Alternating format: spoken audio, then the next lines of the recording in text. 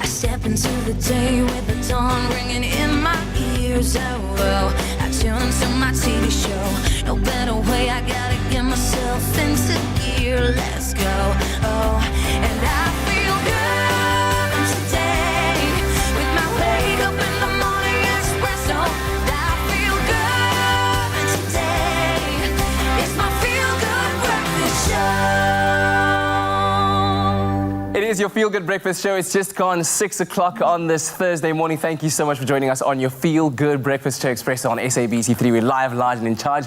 My name is Katla Maboe, and as always, it is so good to be in your company. I can tell you it is all fun and games on the show today, literally, because MTN have launched MTN Arena, a platform for avid gamers out there that brings the world of competitive gaming to the casual mobile gamer, along with daily, weekly and monthly mobile tournaments. And of course, the chance to win a share of, hear this, 100,000 Rand in prize money every month. So if you want to know how you can join in on all of this fun, then you better stay tuned. It's going to be a lovely show, and thanks for joining us. The next 3 hours are going to be absolutely amazing. Let's say hello to the rest of the team. Morning, guys. Good morning, Kat. Morning. How are you doing? How are you? I'm all right. G, how are you? I'm very good, man. I'm ready for some gaming fun this morning.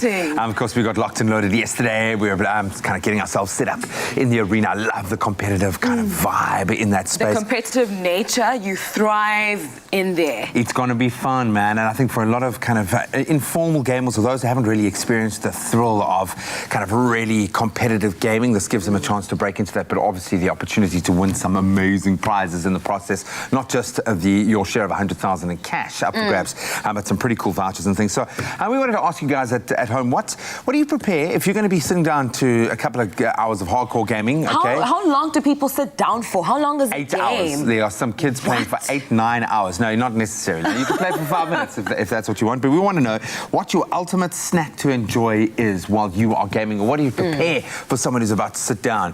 You know, your significant other's about to go and duke it out. What do you enjoy eating while you're gaming? I don't know, man. Something that's not too crummy, so you don't get crumbs all over yourself like that. But I'm going to sneak in some nachos a little bit later today, so you want to stick around for that. We've got some amazing nachos to be making. But what do you like? Let us know. All right, here's a look at the news headlines this morning. On the national news front, Gauteng Transport MEC Jacob Mamabolo says his province is working on an integrated or single ticketing transport system. The system will enable commuters to hop onto a bus, slip into a taxi, or hitch a ride on a train using a single ticket or payment method. Now, it's hoped that this will significantly reduce traffic, curb taxi violence, and drive economic growth. Mamabolo said the system shouldn't be too difficult to implement. The Gautrain already uses an electronic ticketing system or any banking card as payment method successfully. Now, government says that they have paid out over 3,000 tourist guides through the Tourism Relief Fund. The fund was initiated amid the national state of disaster to provide relief for those affected by the coronavirus lockdown in the tourism and hospitality sector. An additional 3,000 tour guides are going through verification at present by the UIF to receive funding. Meanwhile, South Africans are encouraged to explore the country after being cooped up at home for months, as long as this is done responsibly and in compliance with all protocols. On the international news front, indigenous people in Brazil have been blocking a key motorway that passes through the Amazon rainforest as part of a protest against what they say is a failure by the government to protect them from the coronavirus. Now, members of the Kayapo ethnic group started blocking the national highway, defying a court order on Monday. Wearing body paint and traditional colorful headdresses, they have been taking turns to stand in line across the highway, some brandishing bows and, of course, with banners. Now, 4 of their members have lost their lives to COVID-19. Namibians have been warned against turning to traditional healers who suggest elephant dung as a remedy to coronavirus symptoms. Health officials in Namibia have warned people against using elephant dung in an attempt to cure COVID-19 patients. Now, traditional healers say it can be steamed and inhaled as a treatment for flu, headaches, and nosebleeds. But the practice has not been scientifically tested. Namibia has so far confirmed 4,464 coronavirus cases and 37 deaths. And now news of a return of flamingos to a scenic seaside town. Nature lovers and bird watchers in and around the scenic seaside town of Plettenberg Bay have been treated to a very special sight during lockdown. Greater flamingos, with their characteristic color, have been turning the picturesque garden route town pink as they moved into nest and hatch their chicks. Now, though the birds have occasionally been seen in Plet since the early 1990s, their numbers have soared in recent years. Plet Tourism Media spokesperson Patty Butterworth says the birds' presence is testament to the conservation efforts of the Bitu wetlands and surrounding birding areas. She adds that it's also possible that less human activity and commercial fishing due to the lockdown has created an opportunity for better foraging conditions for the flamingos in the lagoon and river estuaries. Now, the lockdown has brought the birds peace for roosting, little to no disturbance, and overall encouraging habitat. Now, Butterworth said that the greater flamingos can grow up to 1.5 meters in height, and they have an average lifespan of 60 years and identifiable pink feathers with black-tipped wings. Well, on that note, that's it for the news. At 6 o'clock, we'll have another report at 7 right now. Here's a first look at what's happening in the sports fields with Graham.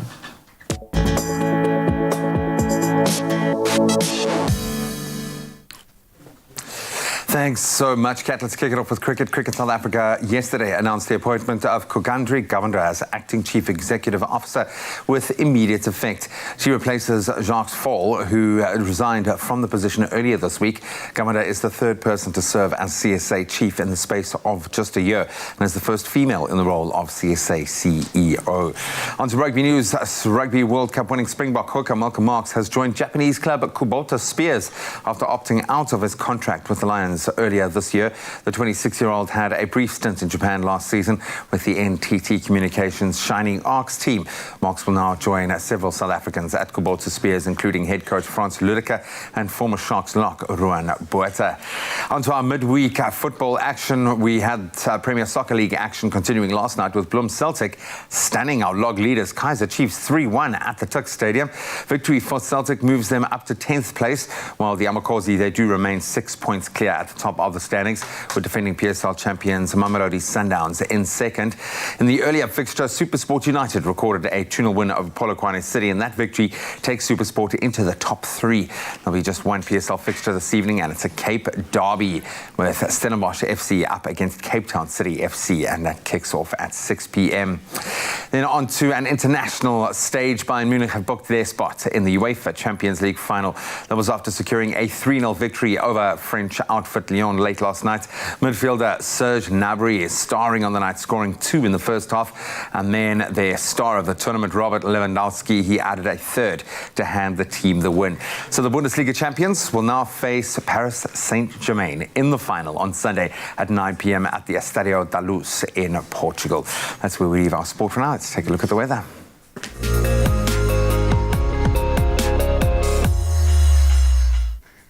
Before we get into the first weather report for the day, here's a look at your sunrise pictures. JP Maladba shared this dim sunrise picture from Robinson. After a cool Wednesday with 40% chance of rain, do expect scattered showers today with a maximum of 18 degrees. Linda McMillan showing us how gloomy Durban mornings can be, but the sun comes out though for South Africa's playground today at temperatures ranging from 9 degrees to 22 degrees. Thank you so much, JP and Linda, for your sunrise pictures. I hope that you have an awesome morning further. Now, while South Africa remains in the grip of a spell of cold weather with temperatures in some provinces due to drop below zero today, the hottest day ever recorded on Earth has been experienced at the Death Valley National Park in California in the U.S. On Sunday, a stifling 54.4 degrees Celsius was reported in the park, a vast desert area filled with canyons and sand dunes that straddles the border with neighboring Nevada. The World Meteorological Organization says it still has to verify the record. There are 2 higher temperatures in the record books, one in California's Furnace Creek in 1913 at 56.6 degrees Celsius, and another in Tunisia in 1931, which was 55 degrees Celsius. However, these are contested by climate experts as they are unverified. Let's bring it back home with today's temperatures, starting off at Polokwane at a low of 5 degrees, reaching a high of 17. Mbombela, your temperatures range from 8 to 22 today. Pretoria, your morning starts off on a low of 2 degrees, but will reach an afternoon temperature of 18. And Jozi Maboneng, it starts off the morning below 0 at -1, reaching a high of 16. Mahikeng, 320. Klerksdorp, -121. And Kimberley, the Big Hole, 018 are your temperatures for Thursday. And in Bloemfontein starts off on a very chilly morning at -7, reaching a high of 17. Richards Bay, it's a sunny one for you at a maximum of 24 degrees. And Pietermaritzburg, it's also a sunny one for you at a maximum of 21 degrees. South Africa's playground Durban, you start off the morning on a low of 9 degrees with an afternoon temperature of 22. Mthatha in the Eastern Cape, 221 are the temperatures for namhlanje. Emondi, right next to Mthatha, 1021. Cradock, a partly cloudy day at a low of 3, reaching a high of 19. The friendly city Port Elizabeth, 25% chance of rain at temperatures ranging from 8 degrees to a high of 20. George, 918. Showers in Cape Town with 67% chance of rain at a low of 10 degrees, reaching a high of 17. Mostly cloudy with showers in Worcester at 416. And Sutherland also on a very chilly morning at -4 degrees, reaching a high of 12 degrees. And Uppington, 022 are your temperatures for the day. Now we'll have another look at the weather at the top of the hour. But for now, remember, whichever part of the country you're in, whatever the weather, make sure to have yourselves a feel-good kind of day. A feel-good kind of day. It's going to be a very good morning to you all. Jamie Lee Dom reporting live for duty. Now, guys, I'm about to school everybody, okay? Because getting up and dressing up shouldn't take hours, okay? That's why building a comfortable wardrobe that includes the wrap style, you know, perfect for over long sleeve tees and other knits is so important. And of course, our resident fashion and beauty editor, Knox Mafu, is here to give us some tips on how to take my basic look to the next level. Good morning, Knox. Good morning, Jamie. When they said you're gonna elevate me for my basic, I was like, oh yeah, Mama's coming through with the styles. You know I have to do that. You know, sometimes we just, you know, I love a good basic, I love a good frame, but we always have the ability to take it one step up. And today we're talking all things layering. I think sometimes layering can be so overwhelming because you don't know how to do it. So take us through some key points we need to know when you want to take a basic outfit and elevate it with layering. Of course, Jamie. I think, you know, layering can be done, you know, on any kind of level. I think the most important thing is to play with texture. So this is playing with your long sleeve tee, your short tees. These are great kind of staple pieces. I mean, you're wearing one today. It's a really good frame for absorbing heat, obviously, because we need that extra warmth because it's still a bit chilly, but also as a great foundation for any outfit. And then, of course, when you want to add the items now, the texture starts to play in. So your faux fur, which I know Woolworths has a beautiful range of your pink. I mean, you've worn one too, that beautiful black kind of faux fur. We've got lovely kind of lightweight knits, even the chunkier knits. So if you wanted to layer it, you can play between those different feel of materials. But also what's nice is that you really can use this to kind of show different colors and kind of also accentuate different parts of your body, because as we start to see kind of the one layer of, you know, green, and then we'll see a lighter green, it really does a lot to elongate parts of your body and just look absolutely chic. I love that. Like I said, it is very overwhelming. Before we get into how we're going to elevate this look, what are some of the tips maybe you can advise the viewers that they should not do when layering? Absolutely. I think the most important thing is to obviously look at things that are too tight, that don't sit comfortably on the body. So I think if you are going to layer with stuff that are a little bit too tight, you might feel constricted in your stuff. So it's always to get like a good loose size. Materials are also super important. You don't want to find yourself layered under things that aren't, let's say, 100% cotton. Cotton is so friendly to our skin. And winter, obviously, we're a little bit more sensitive. So it's good to always look at your labels. I mean, Woolworths has a great way of, you know, pulling onto sustainable resources when making the clothes. So always check your labels to see what materials are there, but always play with different lengths, even a size up. Sometimes I buy items that are a little bit bigger because I know that I'm going to use them for layering. Yes. So play with the different sizes. It's no indication on where you're sitting with your body, but to understand that different sizes and different materials can do different things. Perfect. I like all of that. Textures, materials, playing it up a bit. Basic. Of course, I'm very basic today. How are we going to elevate this look and show what you just said now and style it up? Okay, cool. So you've got your basic. I love that you started off with your black layer. Obviously, you've got your good cottons there. If you wanted to, you could even add another layer or a knit. But what I love is the poncho. I think, you know, that kind of wrap style effect where it looks like a poncho, but it's not. It's not. I've got a surprise Like, for you. who is it? Okay, cool. I've got this lovely wrap style jacket from Woolworths, which are super popular. I think every season they know how to really redesign and modernize this amazing style. So I'm gonna have you try this on. Did you think you're going to come here? And now let me try it on. Of course. Oh, and it... I was going to be like, how am I going to wrap this? So you think it's a wrap, but I love the detail on the sleeve over there.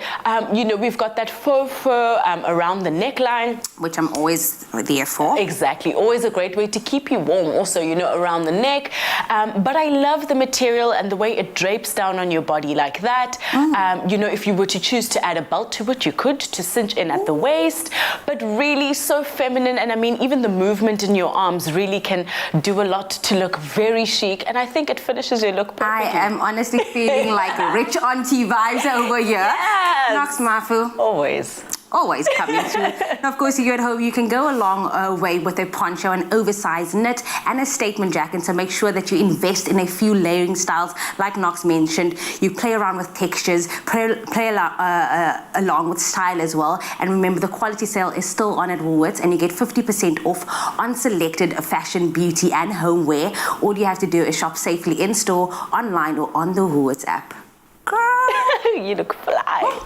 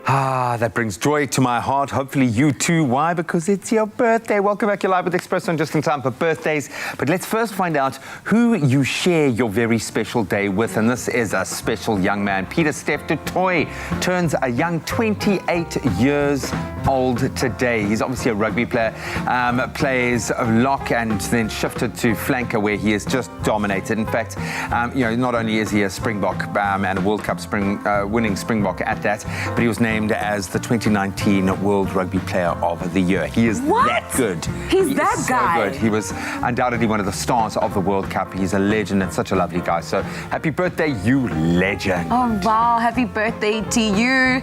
This one is a video that we love seeing. We love seeing your videos. It goes out to Kian Solomons, sent in by Hareen Wolfart. Let's check it out. Happy birthday, Kian! Happy birthday to Kian! Happy birthday to Kian! Happy birthday to Kian! Happy birthday to Kian! Happy I love That's it how you so squeeze in much. an extra syllable in every line. You can do it. It is possible. That is so, so cute. I love how warmly he's dressed because it's cold, man. It's cold it's a outside. cold day. I want gloves, I want scarf, I want beanie, I want it all. That was absolutely beautiful. And then this is quite a big milestone. A happy 40th birthday to my darling husband, Fabian Latachan. It's your special day, but I'm the lucky one. Oh, that's so sweet. You mean the world to me, and you are an amazing dad to our son on this special day. We wish you everything of the best that life has to offer and God's abundant blessings. We love and appreciate you forever and always. That's coming to you from your wife, Karen, and Jethro. And as I understand it, this young 40-year-old is on the line right now. Fabian, good morning. You there? Good morning, Graham. Yes, I'm here. Buddy, do you feel young or do you feel old today? Because I've recently gone through the milestone. How do you feel today? I feel very excited and young, hip, and I don't feel old. I only see the grey hair on the sides. With distinction, that's where we grow it, my friend. And obviously, you've got a familial connection to our crew, so Lucian sends you a very special happy birthday as well. Tons of love coming to you from the whole Expresso family. Do you have any plans for today? What are you going to be able to do? Obviously, being locked down, I know we've eased things a little bit. Have you got anything planned? Not really. I'm going a bit later on to work, send some friends and colleagues some cake. And then the afternoon, I have it all to myself. My wife is working, so I'll just give myself a treat. You go and chill, buddy. You go and chill. Fabian, congratulations. 40th is a big year and a really great year. I can speak from experience, so enjoy it. Enjoy today. And yeah, sending you tons of love from your whole Expresso family, from Lucian, and of course, your loving family at home. Thank you so much. Have an awesome day, buddy. Thank you, Graham and his team. Thanks. Bye-bye.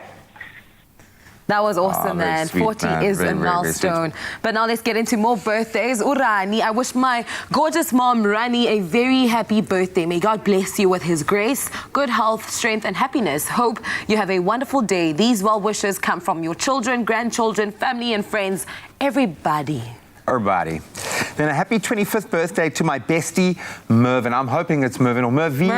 Mervyn, it must be. May your day be as awesome and delightful as you are. That's very sweet. Much love from your friend Jodine.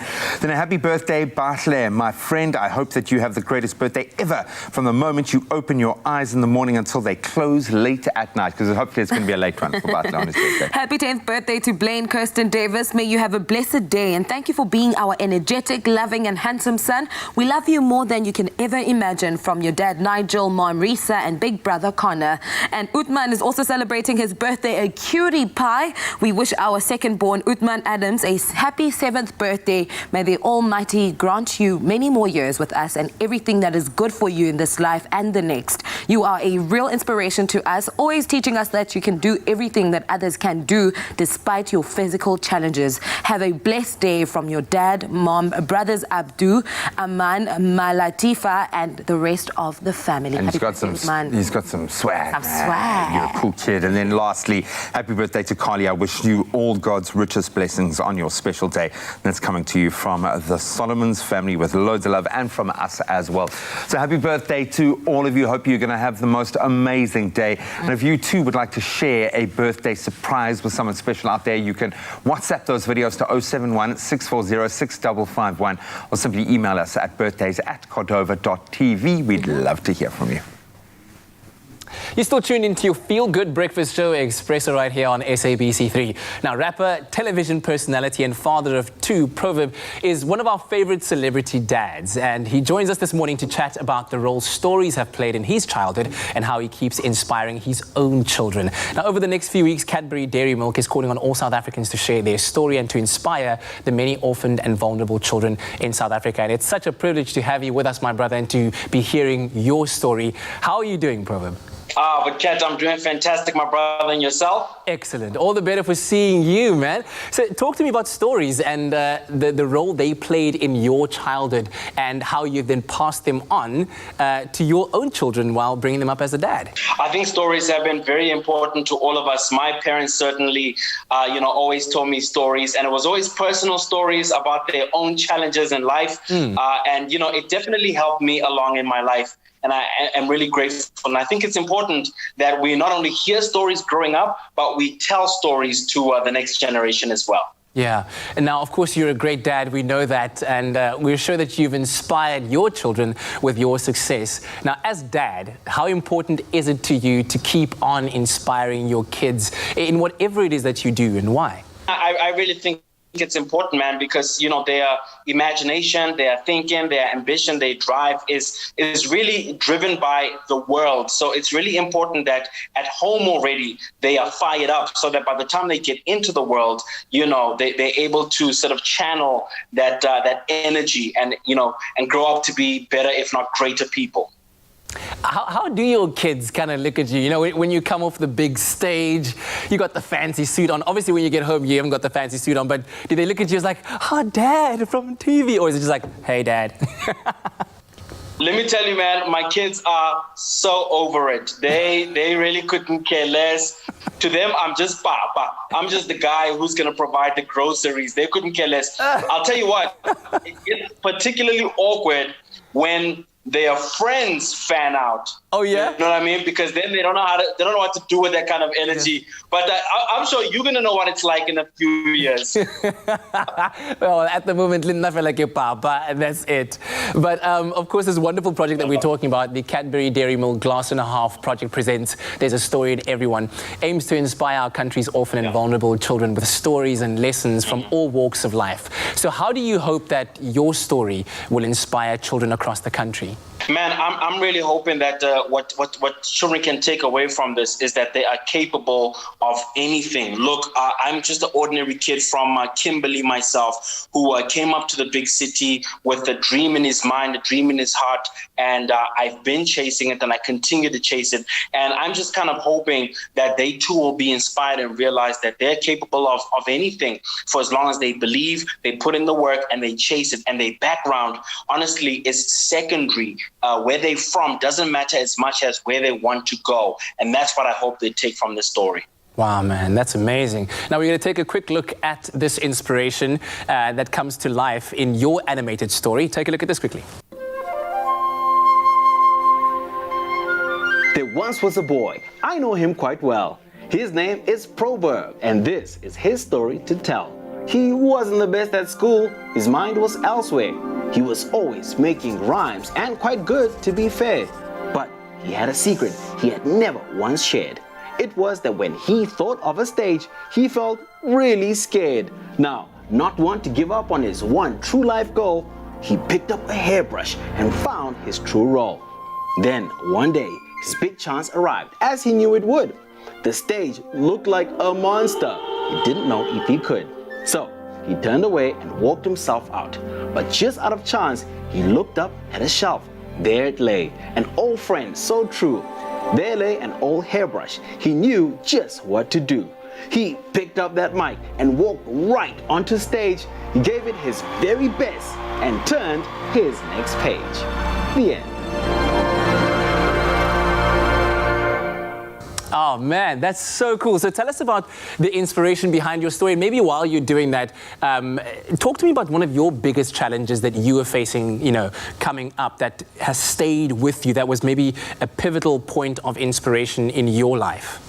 My particular story that I share for this campaign is when I was an aspiring musician and I wanted to be, a budding rapper, but I was a little bit self-conscious, had a severe case of a stage fright. And so just, being public speaking, was one of my nightmares, so to speak. So I had to surmount that and conquer that fear. And, once I got over it and got onto the stage, I was unstoppable. And the rest, as they say, is history. And that's just to kind of say, even if there are challenges in front of us, no matter how insurmountable they seem, we can definitely get over that mountain one step at a time and find victory, find success. Dude, that's amazing of you that you'd open up about something like this, because I think when a lot of fans and people see, they generally just assume that you were a natural born talent who just stepped up on the stage and then boom, it all happened. But of course, this is one of your challenges, and I think it's going to inspire so many other people out there who might be facing similar or even different challenges in the pursuit of their own dreams as well. But how would you inspire others out there as South Africans to share their stories in support of this awesome campaign? So I would say, please, follow Cadbury on the various social media platforms and find out what the mechanics are so that you too can share your story, because these stories are ultimately going to be told to kids, to orphans in particular, and just to give them that sense of hope, sense of belief, and also just amongst each other. Let's inspire each other. Your success inspires me to pursue mine. So, let's try and ignite each other, keep each other motivated and inspired. So please follow this campaign across the various social media platforms, follow the hashtags so that you too can be a part of it and you can influence and change as well. Man, well, if igniting inspiration was a proverb, you would certainly be it, man. Thank you very much for joining us. Nicely done, brother. Really appreciate it, and all the very best. So South Africa, get ready to share your story of hope, fictional or based on real life, and help inspire our orphaned and vulnerable children. Join the conversation on social media and get inspired and see how to carve out your story. More information about the Cadbury Dairy Milk Glass and a Half Project presents There's a Story in Everyone can be found by visiting www.cadbury.co.za/storytime and follow them on Facebook, Twitter and Instagram with the hashtags #GlassandAHalf and #There's a Story in Everyone. And there you'll find tips and advice from expert storytellers to help you carve out your most inspirational stories. A selection of these stories will then be collated into an audio ebook for download from the Cadbury Dairy Milk website and shared with the many orphaned and vulnerable children across the country to inspire them even more. Cadbury Dairy Milk Glass and a Half Project presents There's a Story in Everyone. Visit cadbury.co.za/storytime for more information on how to share your inspirational story.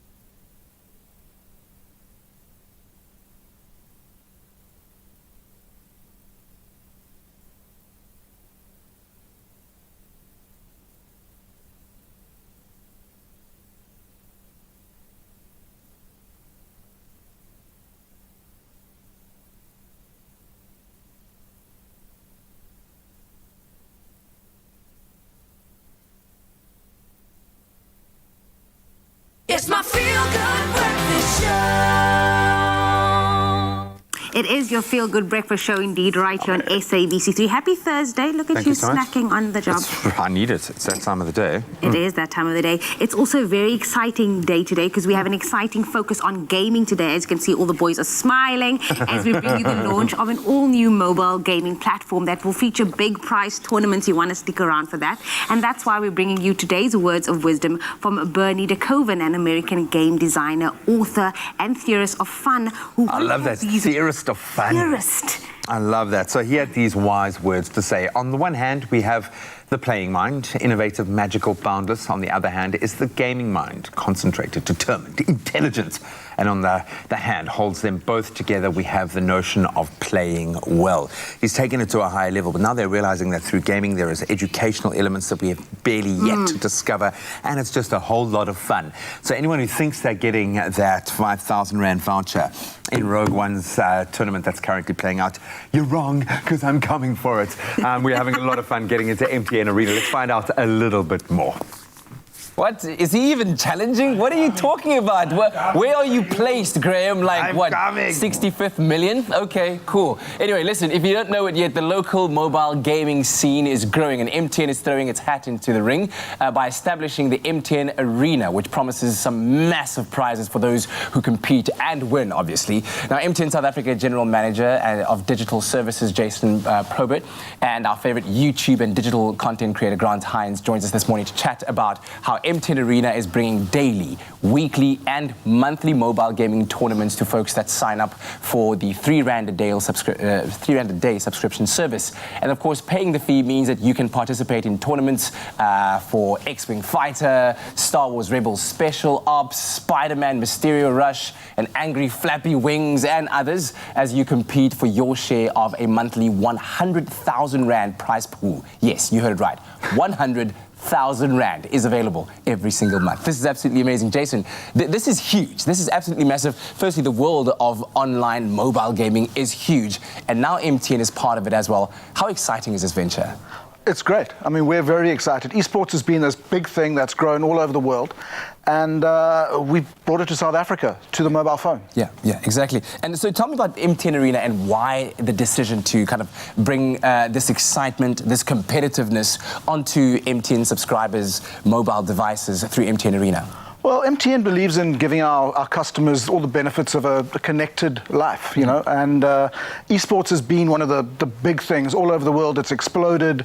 But it's all been on PCs and on consoles, and not many people have got access to those. But everyone's got a mobile phone. That's true. So we brought the first mobile esports tournament platform to South Africa, and making esports available to everyone. So my mom, everyone plays casual games on their phones, and now you can win money when you do that, and you can become an esports competitor on your phone, playing games like that you play normally. Yeah. You don't have to play these complicated games in order to do that. Yeah, I was having a smash at Banana Run this morning, still trying to figure it out. Does your mom play Banana Run? I don't think she plays Banana Run. I think she's into, I don't know, Jewel something. So explain to us exactly how the gaming portal works. Well, it's quite easy. You go to arena.mtn.co.za, you sign up. It's very, very easy. You pay 3 Rand a day. And then every day we've got a daily tournament. So every day there's a different game you can play. And there's a 500 Rand daily prize pool if you win the game. So I don't know where you're doing. And then I'm fourth right now. I'm in with a shout. And then we have weekly tournaments, and there's a big 5,000 Rand a week on the weekly tournaments. Yeah. And then we'll bring in monthly tournaments and other tournaments and special things as we go along. And we'll grow it and evolve it from here. But that's where we're starting. That's huge. I mean, Grant, for you, I mean, as a gamer, somebody who spends a lot of their times playing competitive gaming, and I've seen some of your streams on YouTube, man, you get really involved. How exciting is this, bringing competitive gaming to mobile devices and making it accessible to everyone? That's actually the big draw card for me, is that a lot of people that want to get into esports struggle because you need a huge barrier to entry when it comes to the hardware and stuff. Having it on your phone and being able to play games that you might already be playing, already excited to play, and then earn money to play those tournaments because you are good at those games is really exciting. It puts the whole concept of esports into the every person. And there are games like Blowman, like Banana Run. Today's challenge is the 500 Rand prize pool for Banana Run, which is what you were playing, and I was playing a little bit earlier. Just for practice. That was just the practice run. There it is. There it is. Listen, it might look easy, but getting that little banana man to run around and collect all the bananas and coins and magnets is quite challenging. And as you can see, there's a variety of other games as well. And during COVID now, like we're all in lockdown. You know, we want to spend more time at home, and being able to use that time productively, earn some money and a cash prize by playing games is a cool way to have fun, or to give your fun time that you have like more flavor and more flair. I need some advice from you, though. I'm somebody who gets really into my games when I find that Cat game. does. I really get into it because I really want to be good at it, right? But I've seen you be very, very good at online gaming. What does it take to be that good? Well, practice is really important, So but play also lots. it's big match temperament, right? You've got to have big match temperament. Even whether you're sitting in the lounge playing games or you're on a stage at an esports event, you've got to have big match temperament. You've got to know, you've got to keep a composure. And I can tell you need big BMT for Banana Run, because you only get one run, and when you hit that rock, it's like listen, it's very emotional. I'm just very emotionally invested right now. But Jason, talk to me about standing a chance of winning that share of 100,000 Rand a month in prize money. Well, that's the total pool. Yeah. So when you add up, 5,000 Rand a week, and if you come second in the weekly thing, there's still money for you. So there's just need to be on the top end of the leaderboard, and then all the daily prizes. It all adds up to 100,000 Rand a month. So it's not a 100,000 Rand a month single pool. It's across the month on all the daily and weekly and other tournaments. Yeah. At the end of the day, what are you hoping that customers will gain from this entire MTN Arena experience? Well, we want people to play games. We want people to use their phones and to make the most of we've just launched 5G. There's big networks out there. There's data. We want people to enjoy and get the maximum benefit from what a mobile lifestyle can bring you. And we think this is one part of that. Yeah, just have fun. And we are going to have a lot of fun. I'm challenging Grant Hines officially. The gauntlet has been laid down. I'm going at it, man. I'm going at it. I'm going at it. Are you having a run? Yeah, I'm having a banana run. No, you can't do that. No, I'm tired. What's your score? 175. That's shocking. Anyway. It's not my fault. You covered the screen. So listen up. MTN Arena is available on all iOS and Android phones, tablets, and desktops. And if you fancy signing up for their R3 daily subscription deal, sign up at arena.mtn.co.za to access the arena and win your share of the monthly 100,000 Rand prize pool. Now stay tuned because we're having a tournament of our own. And I said in studio, I'll be challenging Grant Hines to some banana run a little bit later on. But that's not all. MTN Arena are giving Expresso viewers the chance to win a What happened? I jumped off the cliff. You got the chance of winning a 5,000 Rand cash prize, and all you have to do is reply to the competition post on our Expresso Facebook or Twitter page and tell us which game in each of the 5 categories available on MTN Arena you would love to compete in. And of course, don't forget the hashtag MTN Arena in your answer. The competition closes on Friday the 21st of August at midnight, and T's and C's can be found on our website, expressoshow.com. Go, try again. 110, that's shocking. 210! Sign up now at arena.mtn.co.za to play in the MTN Arena and compete against the rest of South Africa. Win your share of 100,000 Rand monthly. We're good together everywhere you go. T's and C's apply.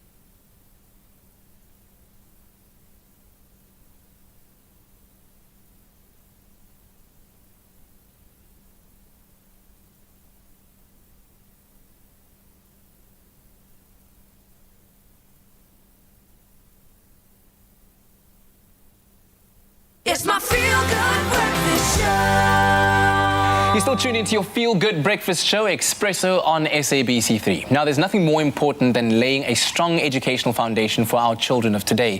Takalani Sesame has been nurturing our children's minds and enabling their willingness and readiness to learn for 2 decades, aiding in the development needs of numeracy, literacy, life skills, and even creating a great sense of self, while helping, of course, generations of kids along the way to become smarter, stronger, and kinder. And now here's the thing. Sanlam believes that a lot can come from very little, and they understand the importance of laying building blocks early for future success. And this is why they're the founding partners of Takalani Sesame, and of course proud to invest in our children's education. And in celebration of a fantastic 20-year milestone, South Africa's most loved duo, Mafiki Zolo, they have also come on board to create a special anniversary theme song, 20 years and counting. That's what they're calling it. And today we're joined by Sanlam's head of brand, Mariska Westhuizen, as well as Mafiki Zolo, who are going to be chatting to us about this absolutely incredible journey. Good morning, guys. Welcome. Good morning. Good morning. Thank you for having us. Yeah. Mariska, let me start off with you. As a founding partner, this anniversary also marks 20 years of Sanlam's partnership with Takalani Sesame. 2 decades is a significant milestone. Now, what makes this partnership such an important one for Sanlam? And what does reaching 20 years mean for South Africans? 20 years is indeed a significant milestone. Of course, Takalani Sesame is the local version of the very well-known Sesame Street. And Sesame Workshop has been making kids smarter, stronger and kinder, or helping make them smarter, stronger and kinder across the world for 50 years now. So they had their celebration last year. We're very proud to be the founding partner of Takalani Sesame. We brought Takalani Sesame to South Africa 20 years ago, together with the Department of Basic Education and SABC.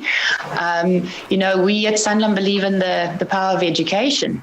Like the great Nelson Mandela said, education is the most powerful weapon you can use to change the world.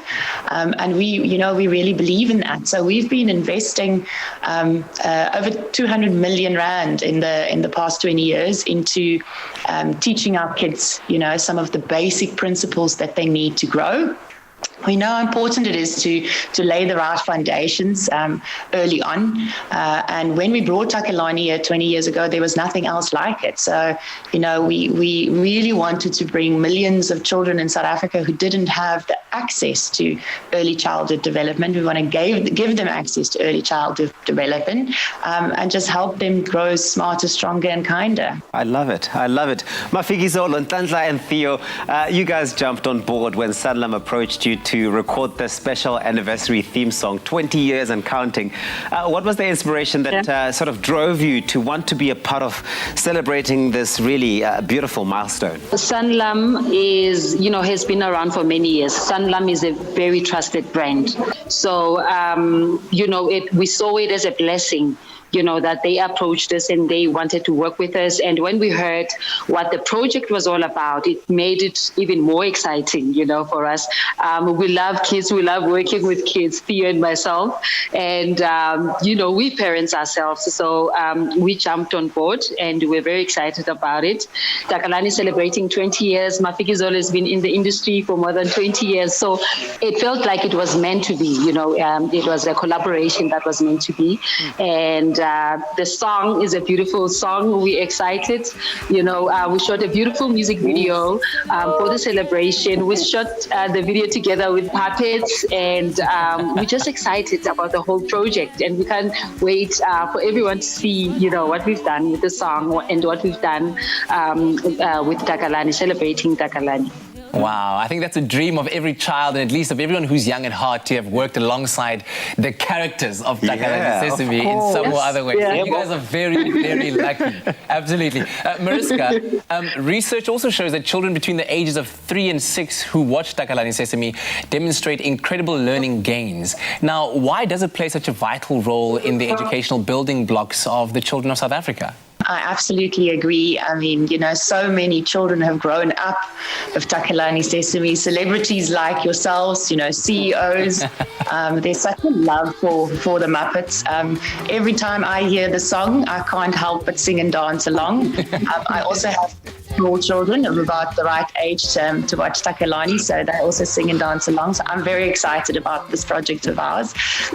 So yeah, to get back to the importance of Takalani Sesame, we know that early childhood development is so important, because it's our early life that sets us up for success later on in life. So if we can teach our kids the basic important building blocks early on, they will be successful later in life. So, and that's what Takalani Sesame does, and it does it in 11 of South Africa's official languages. So to give kids exposure to quality education, numeracy, literacy, and life skills in their mother tongue, early on in life, really just sets them up for success. And like you said, we see that, children have like 20% learning gains if they are exposed to Takalani Sesame.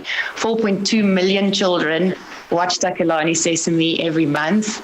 So, yeah, we really just believe what we're doing is like, building a generation of children that have the opportunity to be more successful and to live better lives, because our purpose at Sanlam is exactly that, helping people live their best life through financial resilience.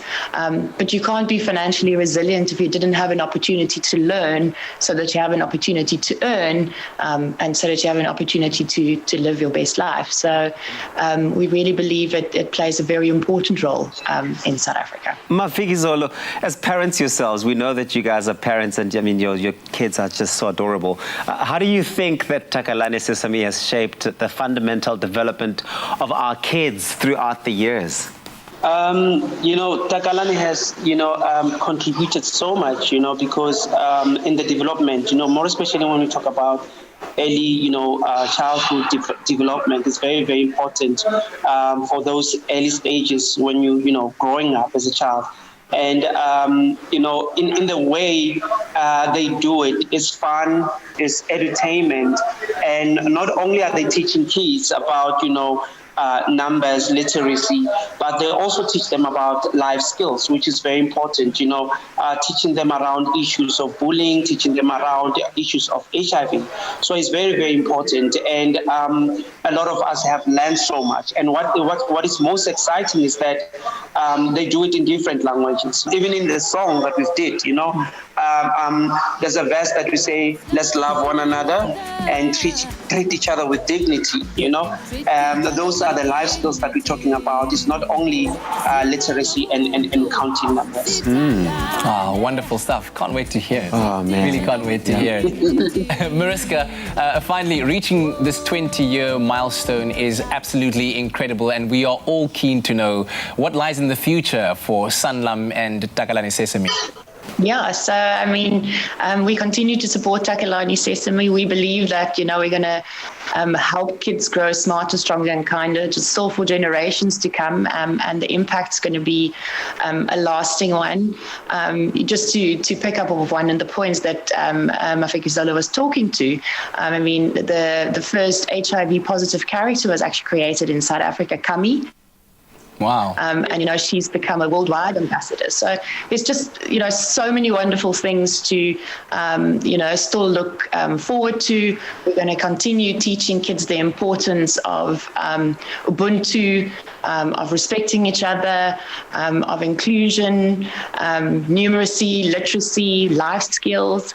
And going forward, also for Sanlam, of course, we are financial services. So we want to teach kids the value of money and the importance of saving, and that saving can be a magical thing. So we actually have another initiative launching later this year, together with Takalani Sesame, where we're going to expose kids to the magic of saving. So keep a lookout for that one as well. Exciting stuff. Yeah, no, it is really quite exciting. Wow, okay. Thank you so much, Mariska Oosthuizen and Mafiki Zola. This is such an incredible milestone. Of course, what a journey it's been with Takalani Sesame. You've touched the lives of so many children and really just contributed so much to our own lives included, but also to the nation building, right? This is absolutely beautiful. Thanks so much for your time. Thank you. Thank you. You're guys. welcome. Thank you. You're never too old to watch Takalani Sesame. Yeah. Yeah, I couldn't agree with that more. Well, there you have it, guys. Celebrating 20 years and counting with Neno, Zuzu, Kami, only some of the lovable characters on SABC's Takalani Sesame, and I'm sure that there will be many more happy years to come. Takalani Sesame. It's like it's embedded in my subconscious. Oh, forever and What a beautiful always. common thread to tie the country together. Absolutely love it. So celebrating 20 years of Sanlam's partnership with Takalani Sesame. Mafikizolo's 20 years and counting music video is going to give you the feels. Take a look. Hi, Mafikizolo. We're celebrating our 20th birthday. Do you want to make a music video with us?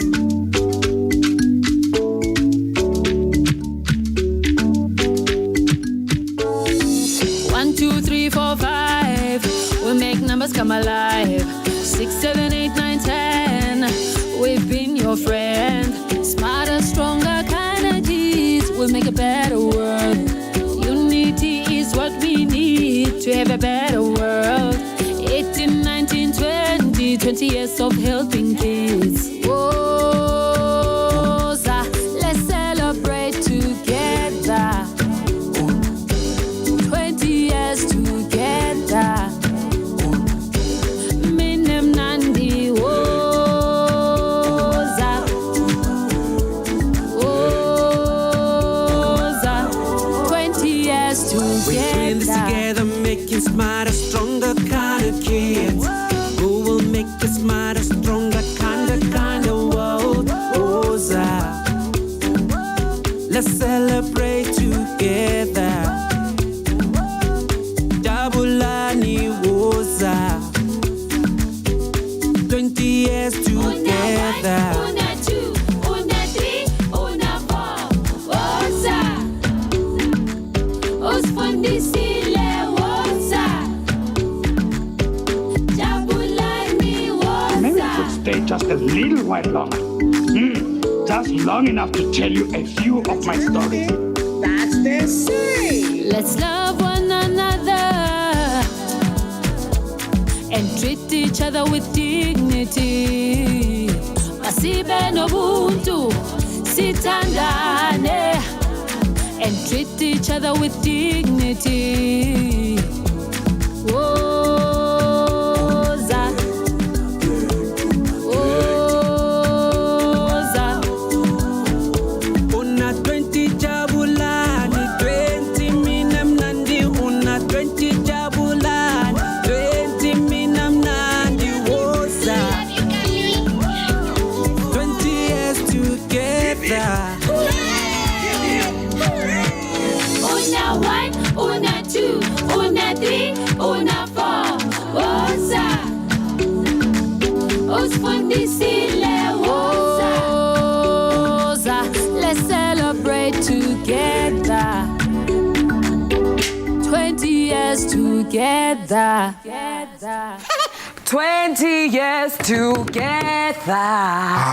Una 1, una 2, una 3, una 4. That was awesome, man. Make sure to keep it locked right here on your Feel Good Breakfast Show. Also, don't forget to tune in tomorrow because this epic tune has us hooked and we'll be dancing along to it for our Friday dance. 20 years together.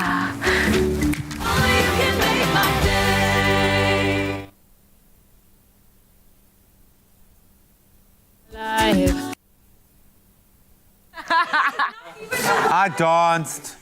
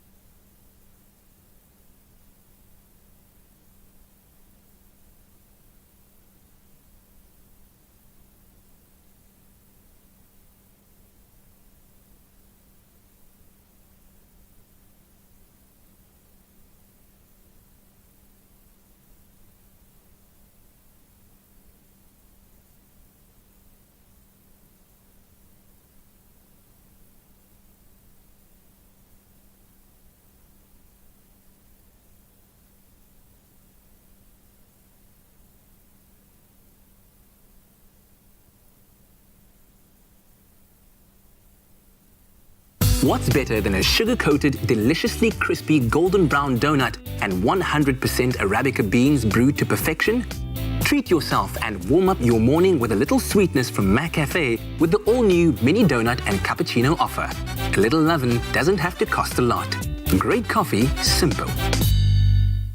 It's my feel-good breakfast show.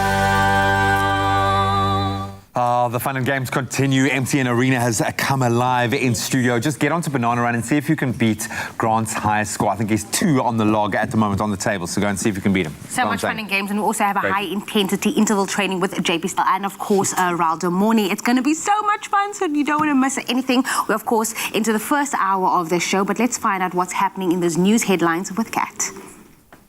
Thanks very much, guys. Here's another look at the news headlines this morning. On the national news front, the Special Investigation Unit says it is investigating 658 companies or contracts related to the government's coronavirus measures. Now, the value of the contracts amounts to more than 5 billion rand. The investigations stem from allegations of widespread corruption in the provision of protective equipment. Now, the SIU says the investigation covers contracts awarded by national, provincial and local governments. In the unit's virtual submission to the Standing Committee on Public Accounts, its head, Andy Mutibi, said they report to President Cyril Ramaphosa every 6 weeks on progress being made. Meanwhile, Gauteng Transport MEC Jacob Mamabolo says his province is working on an integrated or single ticketing transport system. The system will enable commuters to hop onto a bus, slip into a taxi or hitch a ride on a train using a single ticket or payment method. Now, it's hoped that this will significantly reduce traffic, curb taxi violence and drive economic growth. Mamabolo says that the system shouldn't be difficult to implement. The Gautrain already uses an electronic ticketing system or any banking card as payment method successfully. On the international news front, soldiers who ousted Mali's president and government in a military coup promised yesterday to oversee elections within a reasonable time as calls from abroad grew for a peaceful resolution to the crisis. President Ibrahim Boubacar Keïta resigned and dissolved parliament on Tuesday, hours after the mutineers detained him at gunpoint, further establishing a country already in the grip of a jihadist insurgency. A spokesperson for the mutineers, calling themselves the National Committee for the Salvation of the People, said they had acted to prevent Mali from falling further into chaos. Now, indigenous people in Brazil have been blocking a key motorway that passes through the Amazon rainforest as part of a protest against what they say is a failure by the government to protect them from the coronavirus. Now, members of the Kayapo ethnic group started blocking the national highway, defying a court order on Monday. Wearing body paint and traditional colorful headdresses, they have been taking turns to stand in line across the highway, some brandishing bows and with banners. Now, 4 of their members have lost their lives to COVID-19. And now news of a documentary about a man's bond with an octopus. Now, in the wake of the multi-award-winning South African documentary Stroop, it appears there's another overwhelming critics worldwide. My Octopus Teacher is an unexpected nature docu about a man's bond with an octopus, described as a story filled with heart, drama, and extraordinary beauty. Now, it has already racked up 8 nominations for the renowned Jackson Wild Media Award, one of the major nature film competitions in the world. Moreover, it is in the running for 2 prestigious Panda Awards. Now, My Octopus Teacher is directed by Pippa Ehrlich and James Reed and produced by Craig Foster. The story concerns Foster, who dedicated the past 9 years to diving regularly in the Atlantic Ocean without a wetsuit, documenting the process of how the human body adapts to cold. What he discovers below the water's surface is a totally alien motivation in the form of an unusually curious octopus. Now, this extraordinary record of an animal's entire life, something seldomly achieved, let alone underwater, was shot over a full year. One critic said the film reminds one of the transformative power of love. And on that note, that's it for the news at 7 o'clock. We'll have another roundup at 8 o'clock right now. Here's a look at what's happening in the world of sports with Graham.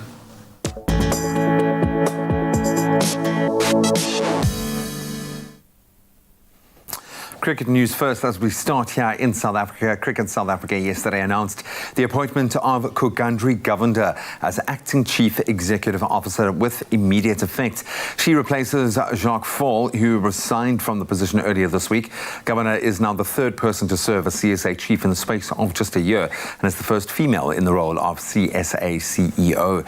On to rugby news. Rugby World Cup winning Springbok hooker Malcolm Marx has now joined Japanese club Kubota Spears after opting out of his contract with the Lions earlier this year.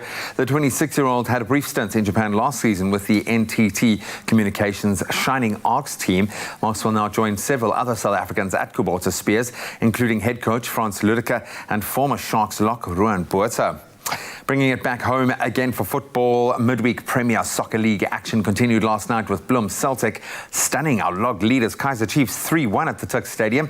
Victory for Celtic now moves them to the middle of the table, 10th place, while the Amakosi, they do still remain 6 points adrift at the top of the standings, with defending PSL champions Mamelodi Sundowns in second place. Then in the earlier fixture, SuperSport United recorded a 2-0 win over Polokwane City, and that victory takes them into top 3. There'll be just one PSL fixture this evening, but it's a derby game. It's the Cape Derby that will see Stellenbosch FC up against Cape Town City FC. That one kicking off at 6 p.m. Then on to the international stage. Bayern Munich have booked their spot in the UEFA Champions League final. That was after securing an impressive 3-0 victory over Lyon late last night. Midfielder Serge Gnabry starring on the night, scoring 2 in the first half before star of the tournament and season Robert Lewandowski, he added a third to hand their team the win. So the Bundesliga champions will now face Paris Saint-Germain in the final on Sunday at 9 p.m.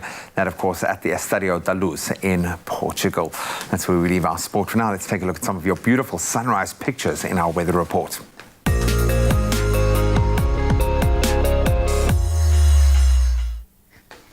Thank you, G, for the sports update. Let's have the second look at our weather report. But first, some sunrise pictures. Now, this past week, South Africa was under a cold spell with frost and snow in some parts. I asked you to share the joy, and here's one that's going to put a smile on your face, shared by Sharon Shireen. She says, I had to share our little Skylar Borties from Langkloof Avondier enjoying himself in the snow yesterday morning.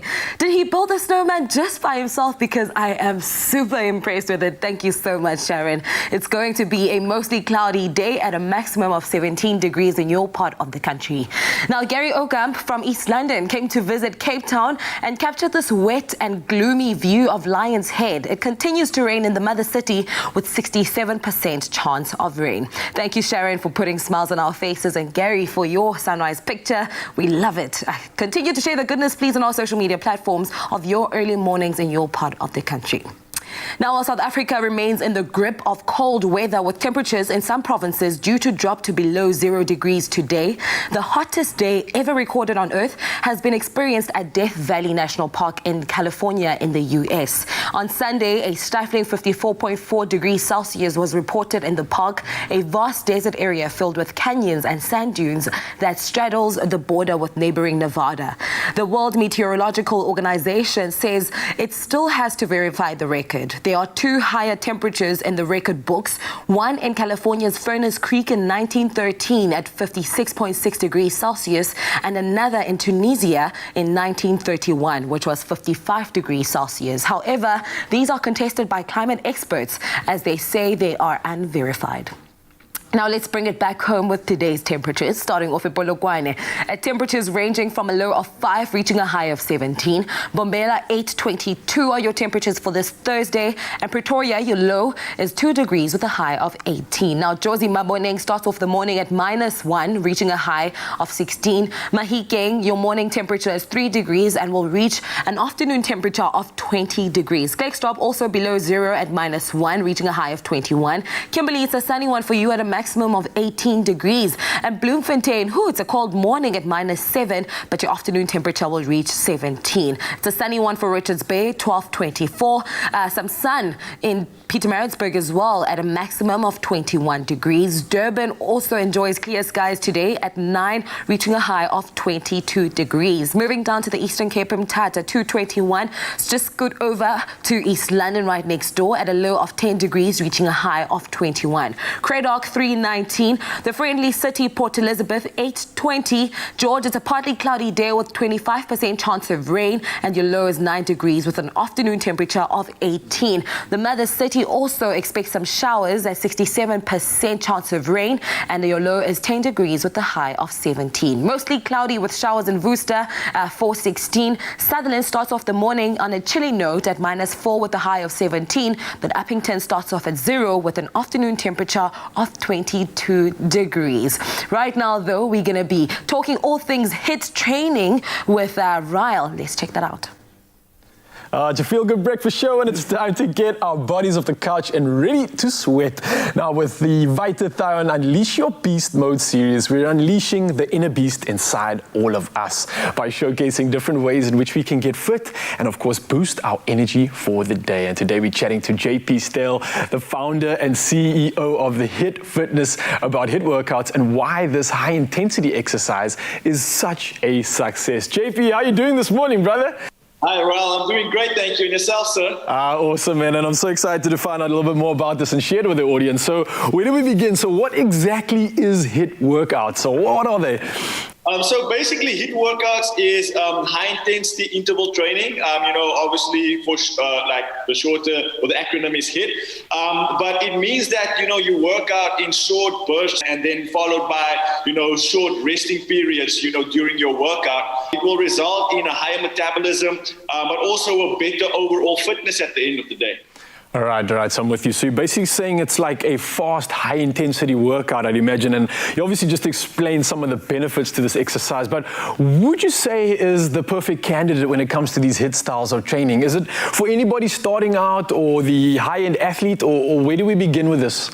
Yeah, so from our side here at HIIT Fitness, it's for everybody because the most important part, I think, of the high-intensity interval training, I think it scares some people a little bit because they hear high intensity, but as long as your exercises are graded. So what we do is we have level 1, level 2, level 3 variations for every single exercise, right? So that means that somebody that's just starting out can do the workout in the same session that somebody that has been training for 12 to 24 months and is a super, fitness junkie. So both of them would, for instance, do push-ups, but the level 1 variation would be a lot easier than the level 3 variation. So as long as your goals are to, lose fat weight, increase muscle tone, and improve your overall fitness, then I would say HIIT Fitness or the HIIT method is definitely, for you. Oh, you're ticking all the boxes, and I'm sure the viewers out there are currently frothing because I think you've just excited them just that much more.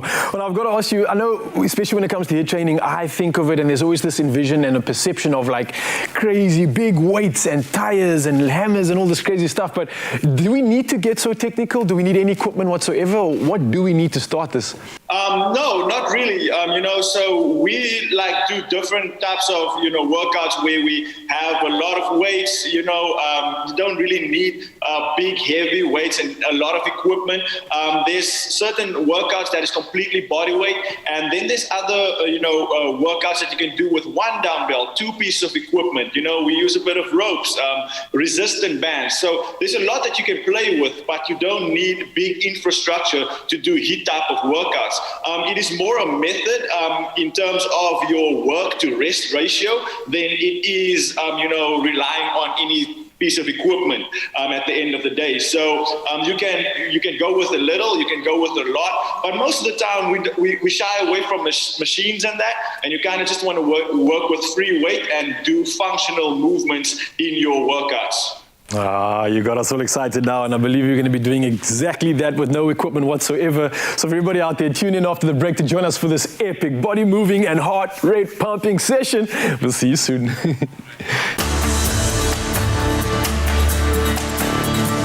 Activate your beast mode with Vitathion.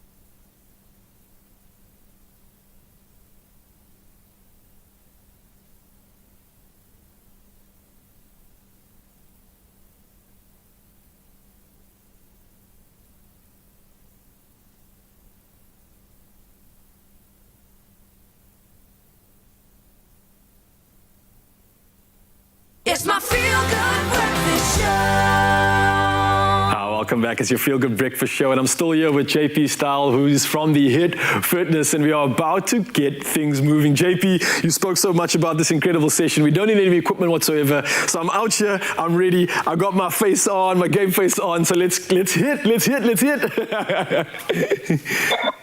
great stuff. So we're gonna do a little variation today without any weights. So this is like a hip style workout. So what you kind of want to do is each and every exercise you want to do for about 40 seconds, and then you want to have a 20-second rest in between. Okay, we're gonna do one round, but if you really want to take this workout on, you're gonna do 3 rounds, and that will be a completed workout. Okay, so we're gonna start off with the first exercise, which is our jump squat variation.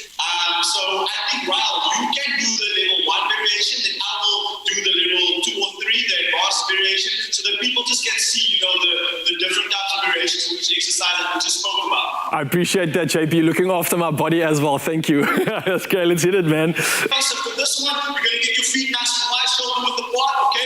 So the level 1 variation that Ryle will do, we're going to go down, we're going to sit into the squat, okay? Chest out, back straight, and from here, we're going to go onto the toes. So this is the level 1 variation. You're going to go onto your toes as you come up, and slowly back down, okay?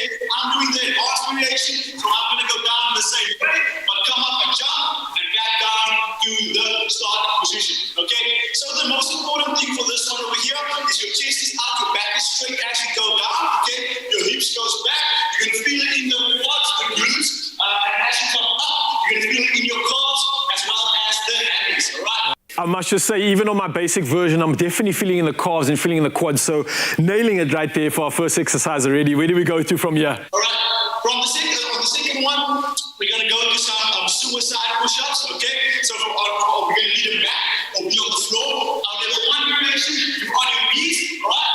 And then you're going to go on the forearms. Okay, so from here, you want to go onto your palms, all right? Underneath your shoulders, palms underneath your shoulders, and back down into the planking position.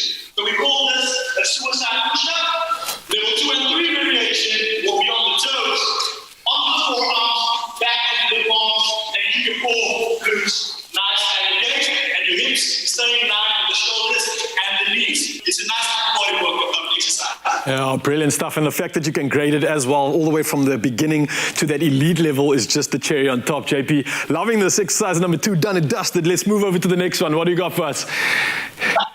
All right, the next one, we're going to heat up some cardio, okay? So on this one over here, the level 1 version, we're just going to do a nice march on the spot. You keep your core engaged, and you bring your knees up to your hip level, all right?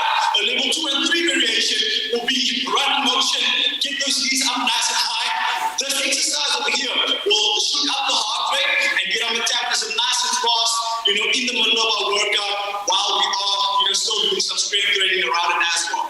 I'm feeling it, and I must say, JP, I'm feeling the energy right now. This hit session's got me feeling like I'm pretty much like trialing out for the army or something. There's so much here, there's so much vibe. I think it must be the endorphins that are pumping right now, but I am in the mood for it, man.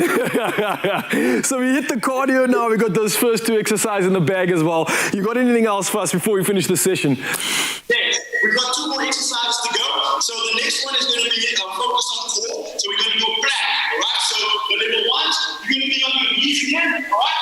Go on your forearms, go elbows in line with your shoulders, keep your core engaged, and you stay in that position for the full 40 seconds, right? Level 2 and 3 variation, you're going to lift your knees from the floor and go onto your toes and stay in that position for the full 40 seconds. So just stay there, relax, go to your happy place, and have your core working.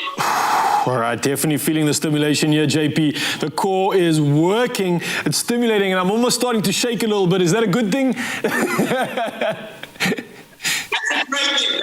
It means those core muscles are working really hard there, Ryle, and you're doing great. Awesome. So where do we finish off with this incredible hit session? What's the last one you got for us? The last one I have is our infamous, most loved exercise, and that is the burpees, okay? So I'll show you this variation real quick. Level 1. Level 1, so you're going to go on the floor, right? Then you're going to sit back with our feet together at the back, right? We're going to open it up in front, and you're just going to stand up. This is level 1 variation. You sit back together, and bring it forward, and stand up. Level 2s and 3s, we're going to jump back and jump up. So feet together at the back at the same time, okay? Breathe forward and jump up, all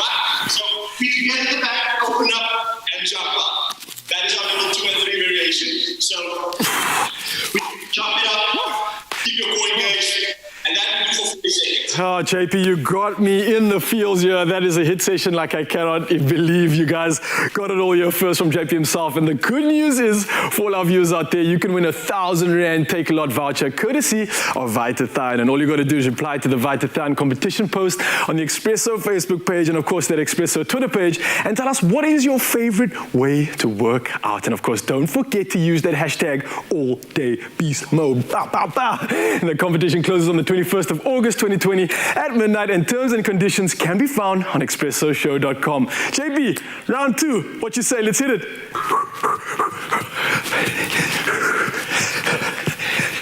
Ooh, that looks intense. Like, sweat for real. you need to almost snack after that because honestly, like, what is after training like that? You want to eat, you want to snack, everything.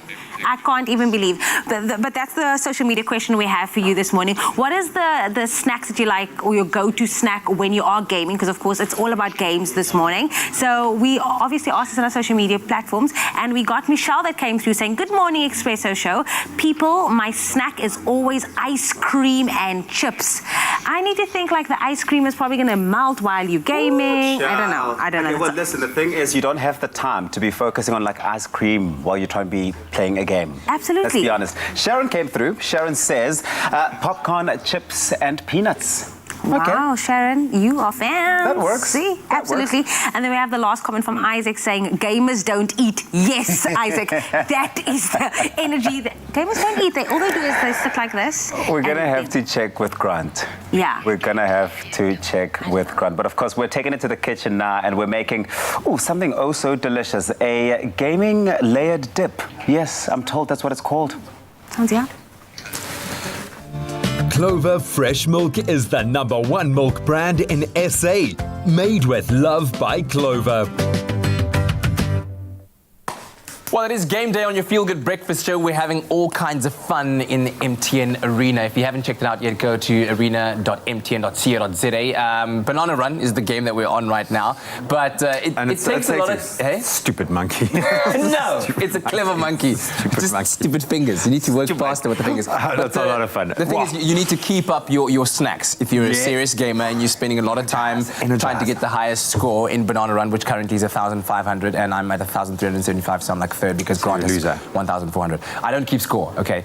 But we're going to be making a delicious Clover Fresh Milk layered dip that is super versatile and great for a little bag of chips that you want to dig into and dip into every now and then while you're taking a break from the games. And the key here is you have like a napkin tucked into your tongue, so you can chow, wipe, and play. There we go. Chow, wipe, and play. Okay, so I'm going to start with the cream cheese element of the dip here. So I'm going to take just a half a cup, which is 125 mils of our Clover Fresh full cream milk. Okay. That's just to loosen it up, make it nice and extra dippy and delicious. Exactly, because if you dip into some cream cheese as is, you'd break your chips, and there's nothing more irritating. Completely, yeah. And a dip needs to have the right consistency, and then I've got look at these beautiful caramelized onions. Yeah. Going to be nice and sweet. Isn't that a beautiful combination, flavor combination? Let's just break this down a little bit, and then I'll mix it all together. While you're doing that, I'm just quickly chopping up the spring onions that you're just going to dazzle on top of your dip when you're done with it. Smells amazing. Right. And then, of course, I can begin the layering while you're doing it. I'll save these for the final touch at the end. So the layering is going to work like this. I mean, as you can see in the final product over there, you're going to have the cream cheese mixture at the bottom, just to start it off as a nice base, and then add some sweet chili. But you know, depending on what you like, you can go sweet chili, you can go full-on chili sauce as well. So just kind of like go with according to your taste buds as well, right? And then we've got some crispy bacon over here and some chopped up jalapenos, and you just put different layers of it together, and then you end up, of course, with what looks like this at the end once you have completed that part of the process. You want to leave the cream cheese out a little bit just so it can get a bit softer. I'm trying to do this without kind of covering ourselves in cream cheese. But I was about to say, you're very delicate in how you work with it. Really, I don't want to cover either one of us in delicious caramelized onion, but it's starting to get in there. The spatula. Yeah, no, but nice. Just kind of mash it up a little bit. How nice is that? Starting to, you can get that beautiful caramelized onion smell. How far are you? Beautiful. No pressure. Almost there, almost there. And this is like the perfect for me. I absolutely adore every one of these flavor notes. Crispy bacon, champion. Jalapenos, champion. How That's good. cool We can is do that? it. I like That's that. I looking like good, that. I think. So you can hand that over. Thank you very much. With the caramelized onions. So I'll start off with the first layer over here. It's so good. See how my presentation skills measure up. Ah, come on now. We're doing like an awfully small little jar. I would suggest you do a... This is for presentation purposes. For presentation purposes, but also, like if you're playing against someone like Grant, who has all the time in the world right now to be putting up high scores, you give him the small one. So that he has to go to the kitchen and refill his.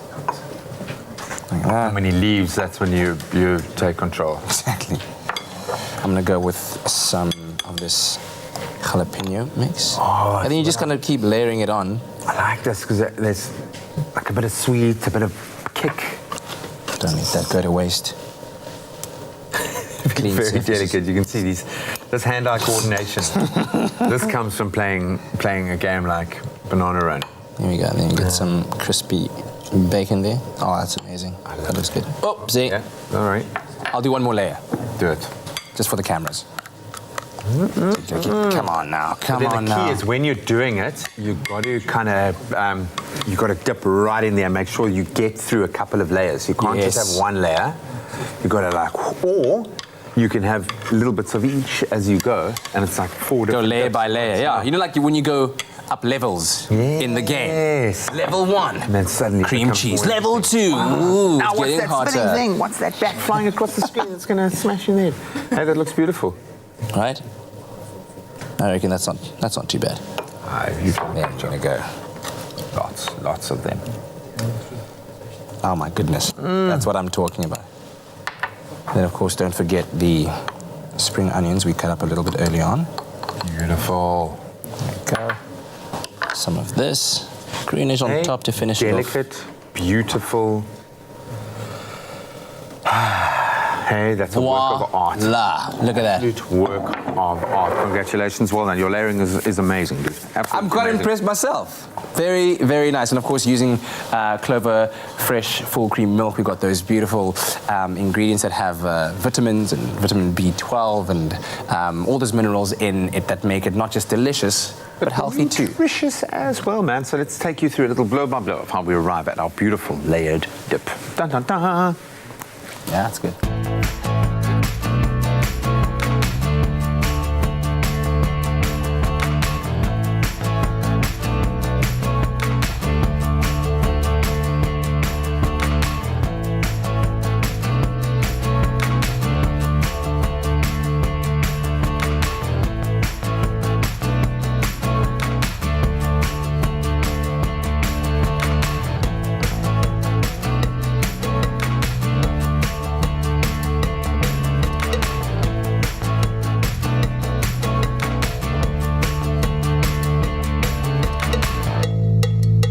Made with love by Clover.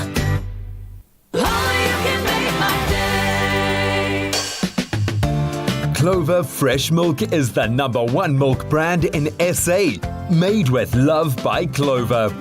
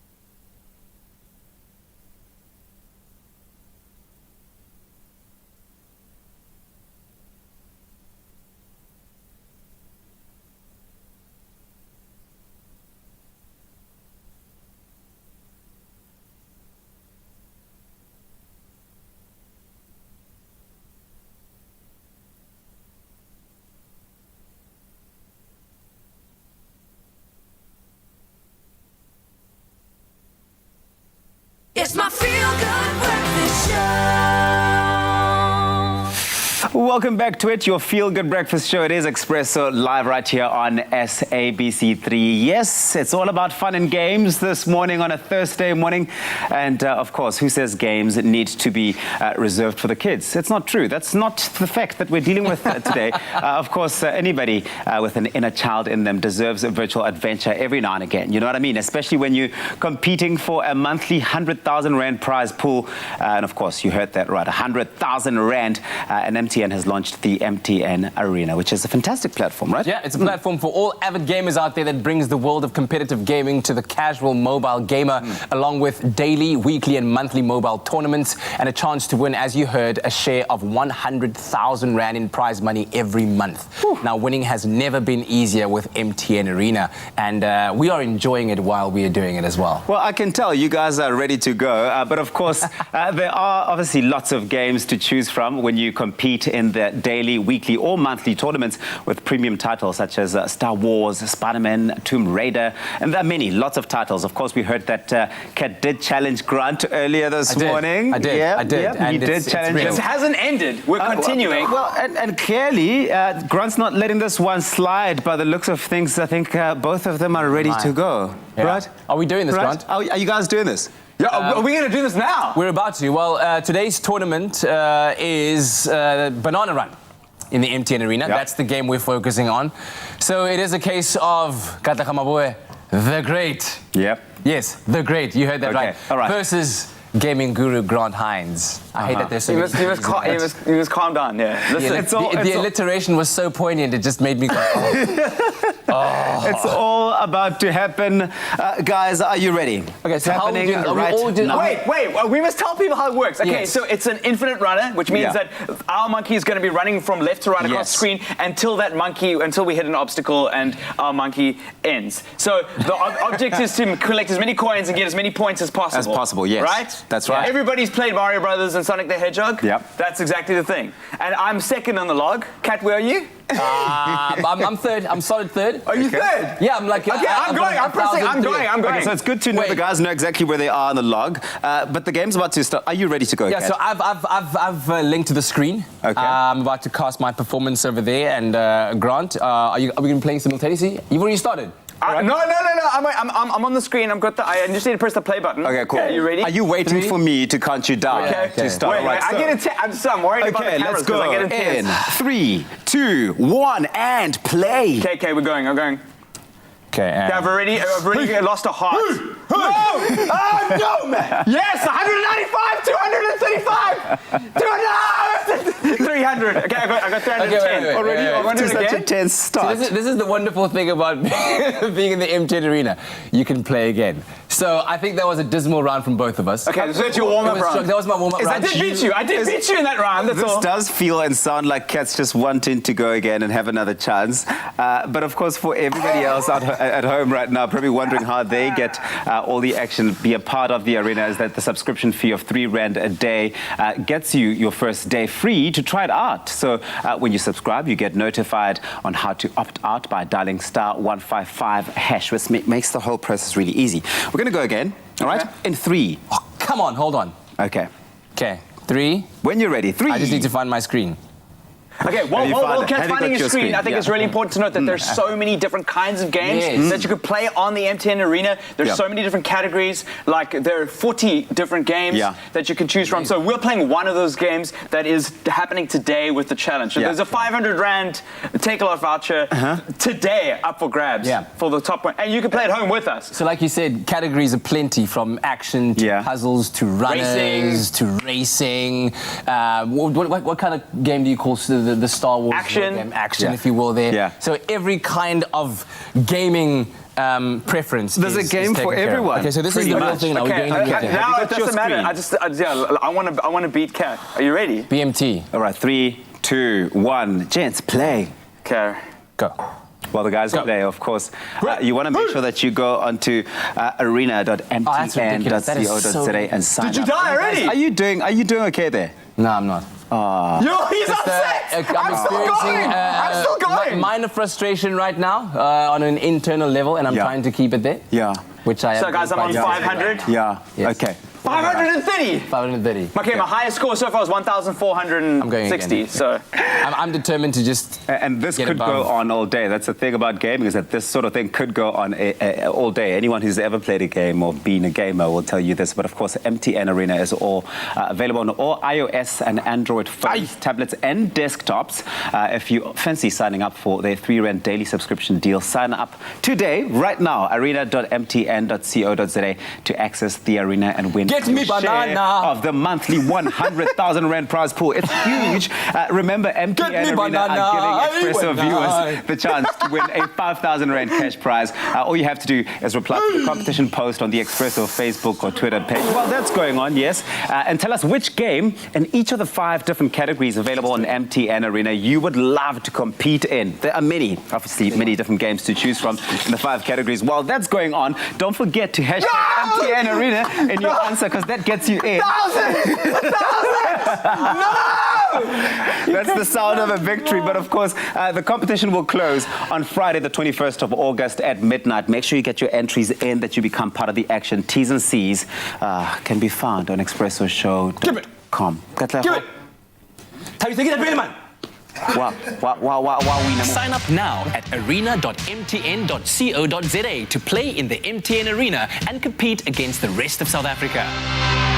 Win your share of 100,000 Rand monthly. We're good together everywhere you go. T's and C's apply.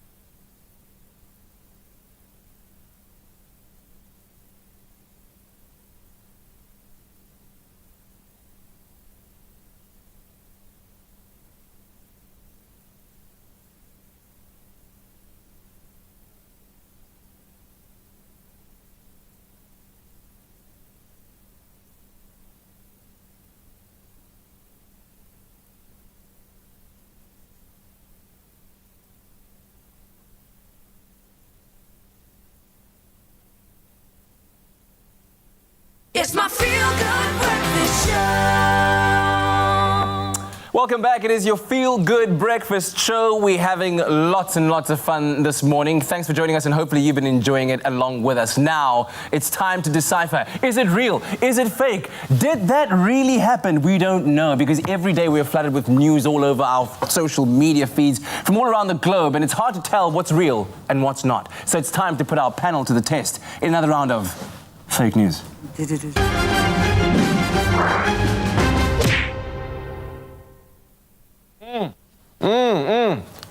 Spilling the tea on what's real, what's fake. So here's how it works. We're going to be reading out 2 storylines, 2 headlines to our panel, and it is their duty to decipher what is real and what is fake news, and why.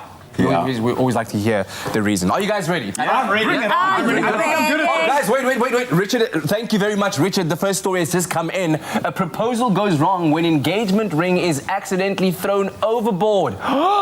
Richard, there's another story. Thank you very much for that. 3 in 5 women say they knew on their wedding day already that they were marrying the wrong man. Which story is real? Which is fake, Grant Hines? Fake one is the first one. There's no way they got that photograph of that guy diving off the board. Uh-huh. All right, Look, you say that. Okay. I want that photo brought up on screen because that doesn't look real at all. All right, we'll take a look at the evidence in a second. Yes, what do you say? I feel like the second story is fake because I feel like more women know that they're marrying the wrong person on their days. Because that is real. So I feel like that is fake because you're saying 3 out of 5 women. I feel like more women actually know, so that's the only reason why I'm saying that one is fake. Sure. I think the first story is fake. Yeah, the ring story. Yeah, no, because, I mean, honestly, how can that happen? It's weird how the two guys thought that the first story was fake. Yeah, and then Jamie's like, nope, that's real, that can happen. Here it is, guys. Talk about making a splash. Hopeful romantic Miles Suharto took his girlfriend on a romantic yacht ride on the coast of Florida, where he planned to propose to her. Right on cue, he asked his friend to toss him the ring, but he missed the catch. He missed temperament. He missed Why would he ask for that to happen? Why would he ask for the ring to be tossed? They're in the middle of... Like, why would that happen? Toss me the ring. That's just me. Oh, wow. Which obviously meant that the ring ended up in the ocean. Quick to react, his friend did jump into the water and retrieve the ring. Oh, okay, good. And there is a happy ending. And yes, she said yes. And they lived happily ever after. Yeah, we don't know. We don't know. Was he one of the 3 out of 5 women? Oh, Susie, will you marry me? Toss me the ring. What? Anyway, Richard, thank you. Here's another story that just came in. A Chicago-based athlete claims 2 grams of cement in his daily smoothie helps build incredible muscle to harden up. Oh, Richard, another story has come in. A Russian powerlifter breaks both knees while attempting to lift nearly 900 pounds. Which story is real? No, which is fake? Grant Hines. First one is fake. No. The first one could be true. No, this is so hard. This one is really tough. Yeah, I'll let you think about it, Grant Hines. I really feel like both of them are fake. I mean, there's no way. One of them is real. Look, it's more likely that guy lifted too much, right? I don't know anything about weightlifting. Yeah. I don't believe that the guys are eating cement. That's the thing. No, people drink their own pee, man. Like, they can eat cement. But that's normal. What people do you know, Grant? I'm very worried. I'm just saying, I've seen it on TV. Look at that guy. Come on, guys, we need some hard facts. I want to That's a true say story. that's a true story. That's a true story. The cement story is true. The main story is real. Is what you think. I think cement story is more real, more likely to be real, I suppose, in this instance. We've got 2 options. Talk about break a leg. Alexander Sadik from Russia was seriously injured while trying to deadlift 900 pounds in a local competition. The weight put too much strain in his body and it resulted in both his knees collapsing in and breaking. To understand, 900 pounds equates to about 400 kilograms. Oh my word. The thing is, that was going to horrifying. happen. Why? Because what was he thinking? What was he expecting? Guys, wait. Richard just gave me another story. Thank you very much, Richard. A great-great-great-grandmother with 173 descendants celebrates her 100th birthday. Wow. Triple great. 173 descendants. Richard, another story. Thank you very much for that. A 97-year-old woman divorces her 98-year-old husband because she's looking for someone younger. Okay. Which story is real? Which one is fake? Jamie Lee? I want the Oma to find a younger man. So I want it to be real. So like, yes, Oma, yes, get in there. So I'm going to go with that. Right. I think that's a real story. The Oma's definitely leaving the Opa for a young maneki. Oh, wow. Okay, Grant Hines. I think that's the fake story. I think the true story is the descendants. All right. Well, a granny with the 173 descendants did, in fact, just celebrate her 100th birthday. Wow. Her name, Julia Lee Kelly from America, has had a long and happy life and has seen her family grow over 5 generations. She reportedly has 5 children, 30 grandchildren, 88 great-grandchildren, and 49 great-great-grandchildren, and 1 great-great-great-grandchild. How do you what is Sunday lunch like? What is Sunday lunch like? A wedding. Every Sunday lunch is a wedding. Well, you can't even have like a Sunday lunch under lockdown if you have a family like that. How does she remember everyone's names? Just like, shh. Listen, so if you want a lot of gifts for a birthday, that's one way of doing it. Start now. Start now, Jamie Lee. Start. All right. Thank you very much, panel. There you have it, the world of wacky and ridiculously weird news all around. See you next time for another round of fake news.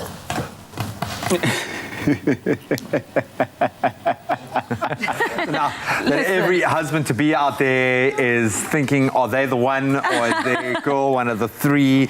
Of course, it's time to take a look at the unconventional side of law. That often leaves us asking the question, so now what? And we've got our friend and director at legalese.co.za, Aitan Stern, joining us in the flesh. In the flesh. Good to be back here. And he is going to be one of those husbands-to-be as well. So hopefully you're the one, man. Hopefully you're the one. Congratulations. I hope Congrats, you didn't buddy. toss a wedding ring into the ocean when you were on your knee. I didn't toss a wedding ring into the ocean. I am sitting here wondering if I'm going to be one of the three, though.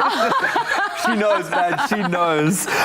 So good to have you here. So we thought in the wake of the fake news that's going around, obviously there is a huge amount on our social media platforms appearing about COVID-19, and not all of it. In fact, a lot of it is conspiracy theory nonsense. A lot of it is fake, and it can really have devastating effects. So we are asking if this now COVID-19 news pops up on your social media platform. So now what? That is the big question today. I mean, since COVID-19 hit us globally, we've seen so many different conversations about COVID-19, updates on social media, Google, Twitter, you name it. And some of them are unfortunately inaccurate. So who do these platforms work with, you know, to allow this kind of information to be provided on their platforms? Sure.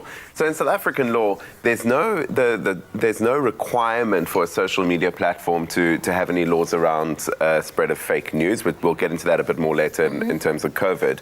But social media platforms, they are going to be working with the different health organizations. The big trend is to say, listen, whatever the World Health Organization says around the science of this thing, they're the ones to follow. So you're going to find them referring back to the World Health Organization a lot. And really interestingly, in South Africa, the .co.za domain, if you have one of those, you're forced to link that back to South Africa's corona awareness webpage, so to ensure that everyone on our internet, on South Africa's .co.za internet, is getting sent back, has access to South Africa's official information around that. Because, I mean, it could have life-threatening consequences, ultimately, if you think about it.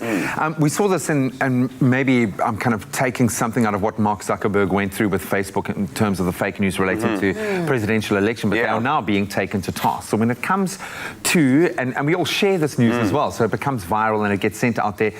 What lengths do social media platforms go through to ensure that the news is real, and are they obliged to do that? Okay, so it's a really interesting question, and as you say, it's quite topical at the moment. And you know, social media platforms are essentially there for sharing information. That's their job. But as we've seen, when information gets shared, we've got fake news being shared, and that's been really prevalent with the coronavirus because there's a lot of what we call bad science out there. So the social media platforms are under a hell of a lot of pressure to figure out what to do about this fake news and to clamp down on them. But legally speaking, it brings up an interesting issue, because as soon as, and this is why it's not simple, because as soon as you are saying to people, you're curtailing what people can say, you're starting to get into infringing people's freedom of speech. So while they do need to do something, there's always a balance between making sure that they're not stopping free speech, but that they are stopping the spread of bad information. Now, in South Africa, our government has made a law around the spread of bad information around coronavirus. It can be it's a law that you're not allowed to do it, and we could say that that would be an infringement of our free speech, but in our constitution, limitations and rights are allowed, so we're allowed to do it, and it's certainly very important to have rules around this to make sure that bad science isn't being spread. And we've actually seen, we've reported on people being prosecuted for spreading bad news. Totally. That's hectic. What can we do on our personal capacities, you know, when we see something online that's inaccurate, or we see that it's wrong information being sent out? How can we get them flagged and taken down? Okay, so every social media site is going to have a method to do this. There's, you're going to be able to report it. And I really recommend that people do it. If you see something that you think is dangerous or harmful to other people, you must report it. And if enough people report it, the social media sites will take it down. There's also, as I say, a lot of pressure on the social media sites to think a little bit broader than this and to figure out ways to go around it. And then if you do see people spreading false information, you can go onto the South African Corona website, and there'll be a line there where you can report them, because it is a criminal offence. All right, so you've thrown your wedding ring into the sea. So now what? No, that's not the conversation. We are talking about fake news relating to COVID-19. We're going to continue our discussion with Atan in just a moment.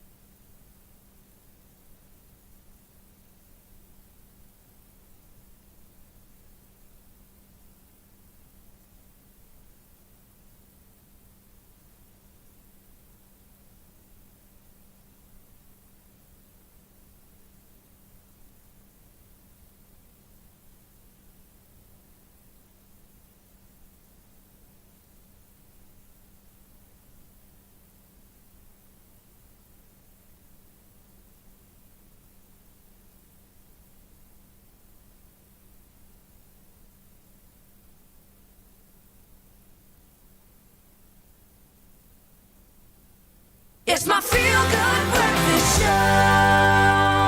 Welcome back. You're live with Expresso as we continue to ask the eternal question. So now what?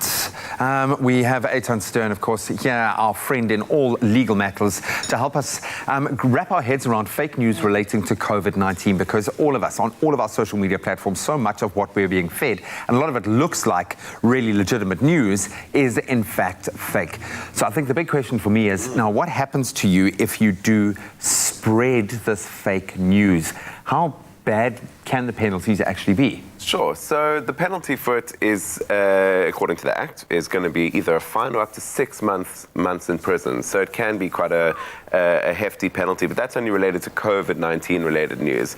I mean, in a broader context, we need to be thinking around what to do around the spread of bad information. And that, that comes from our government as well. We've just seen the end of the cigarette ban, which might have been based on quite, shaky science or shaky rationale. And I think all over, we need to make sure that, we need to hold our government to task on spreading bad information, and us as citizens need to make sure that we're not spreading bad information, because while the legal penalties can be bad, with this pandemic, if you spread bad science, people are going to get sick. And this virus is not done. There could be another resurgence of it. So we all need to make sure that we're, following the World Health Organization's guidelines on the science aspect, and just, keeping the information real. And we've also seen, an upswing of sales of PPE online and also on social media. For us as potential buyers or consumers rather, how can we ensure that we are getting quality product? Sure. Okay. The UK government is asking the same question now, right? Everyone's asking the same. You know, this whole COVID thing has really put a lot of important questions into the spotlight. So first thing I want to say is anything that you find on social media, just be wary of.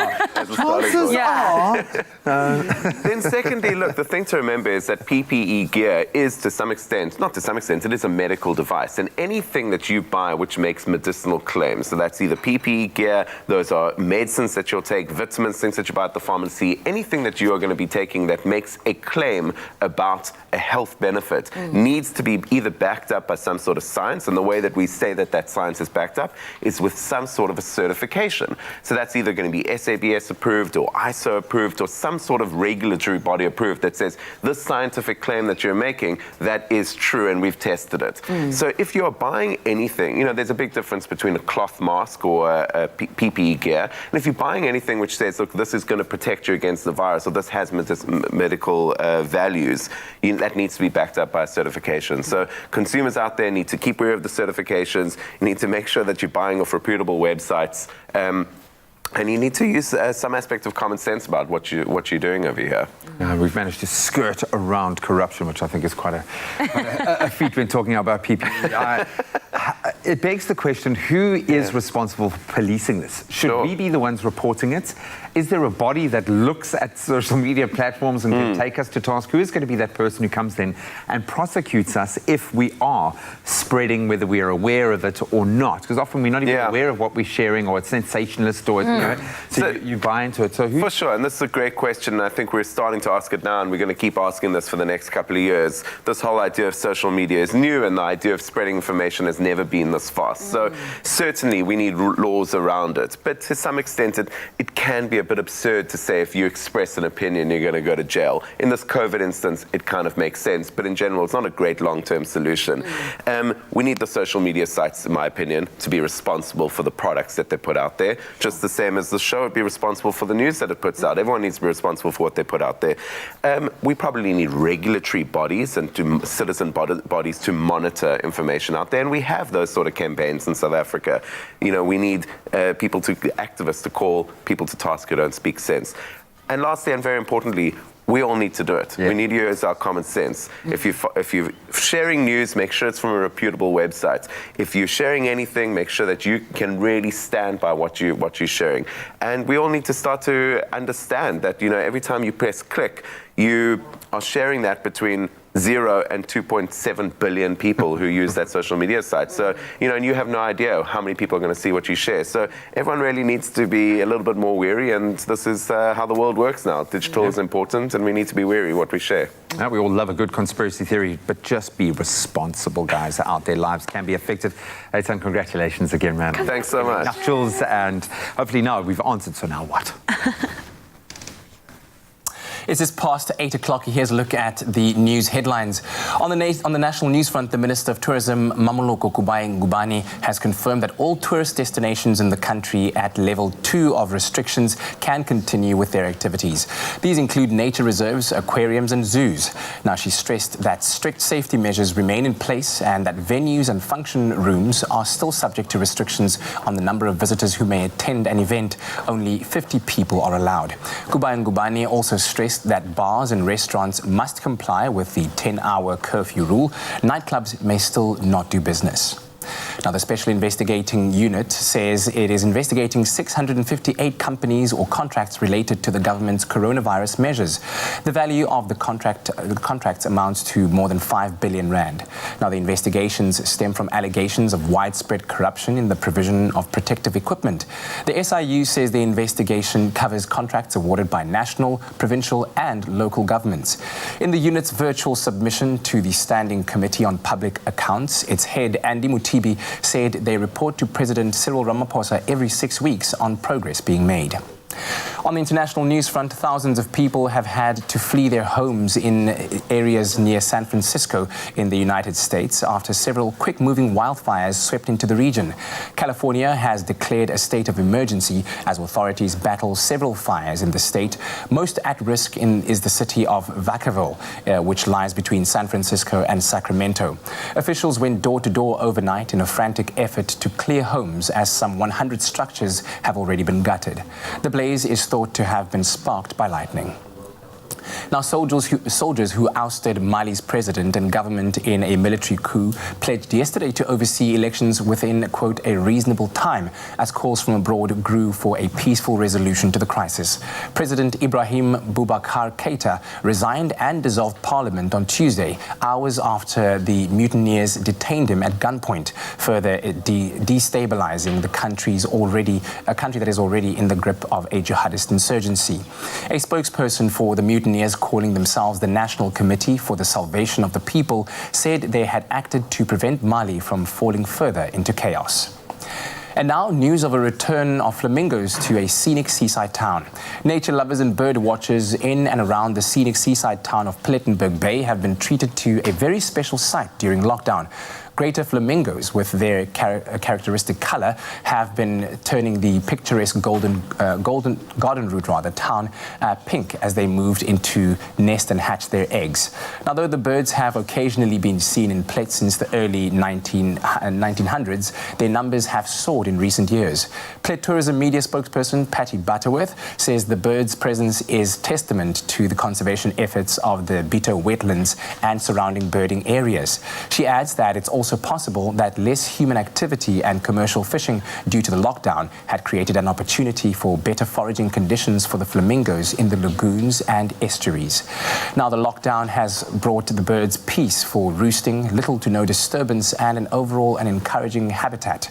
Butterworth said greater flamingos can grow up to 1.5 meters in height. They have an average lifespan of 60 years and identifiable pink feathers with black-tipped wings. Well, that's it for the news on this Thursday morning. For now, let's take one last look at what's happening in the world of sport with Graham.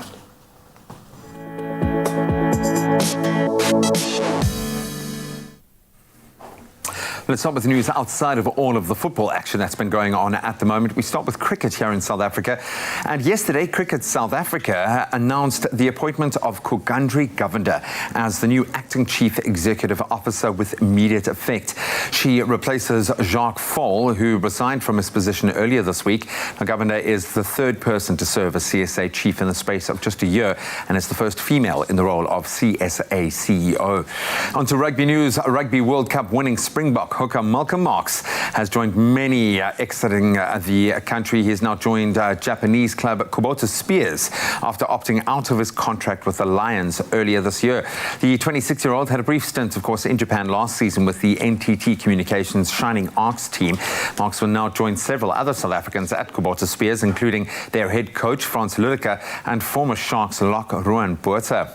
And bringing it back home to broach the football. Midweek Premier Soccer League action continued last night with a shock result. Bloem Celtic stunning log leaders Kaizer Chiefs 3-1 at the Tuck Stadium. So victory for Celtic moves them up to the middle of the table, 10th place on the log, while the Amakosi, they do remain 6 points clear at the top of the standings, with defending PSL champions Mamelodi Sundowns in second place. Then in the earlier fixture, SuperSport United recorded a 2-0 win over Polokwane City to take them into that top three. There'll be just one PSL fixture this evening, and it's a Cape Derby that sees Stellenbosch FC up against Cape Town City FC. That one kicks off at 6 p.m. Then on to the grandest stage of all. Bayern Munich, they booked their spot in the UEFA Champions League final after securing a 3-0 victory over French side Lyon late last night. Midfielder Serge Gnabry, he starred on the night, scoring 2 in the first half before start of the season. Robert Lewandowski, he scored a third to hand the team the win. So the Bundesliga champions will now meet Paris Saint-Germain in the final on Sunday at 9 p.m. That at the Estadio da Luz in Portugal. That's where we leave our sport for this morning. Let's take one last look at the weather.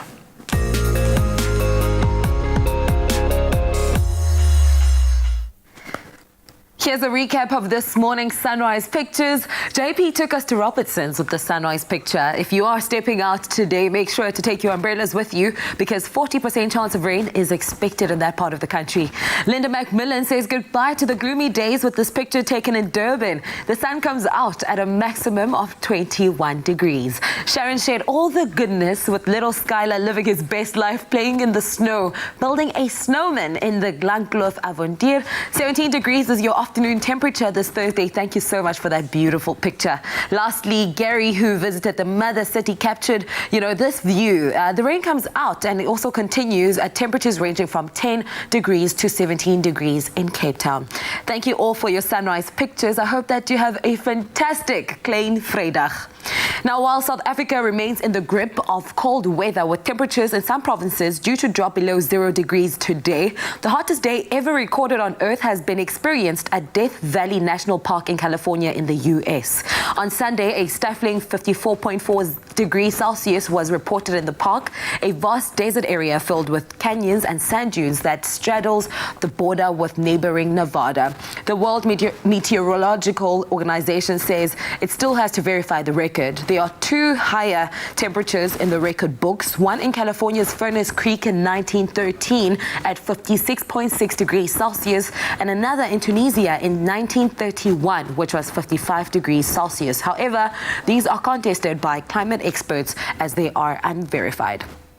We bring it back home with today's temperatures, starting off in Polokwane at a low of 5 degrees and a high of 17. Bomela, your temperatures range from 8 to 22 degrees today. Pretoria, it's a partly cloudy day. Your morning temperature was 2 degrees. You will reach an afternoon temperature of 18. Jozi Maboneng, -1, starts off your morning with an afternoon temperature of 16. Mahikeng, 320. Klerksdorp, also below 0 at -1 with an afternoon temperature of 21. And Kimberley, 018. Bloemfontein, chilly start to your Thursday at -7.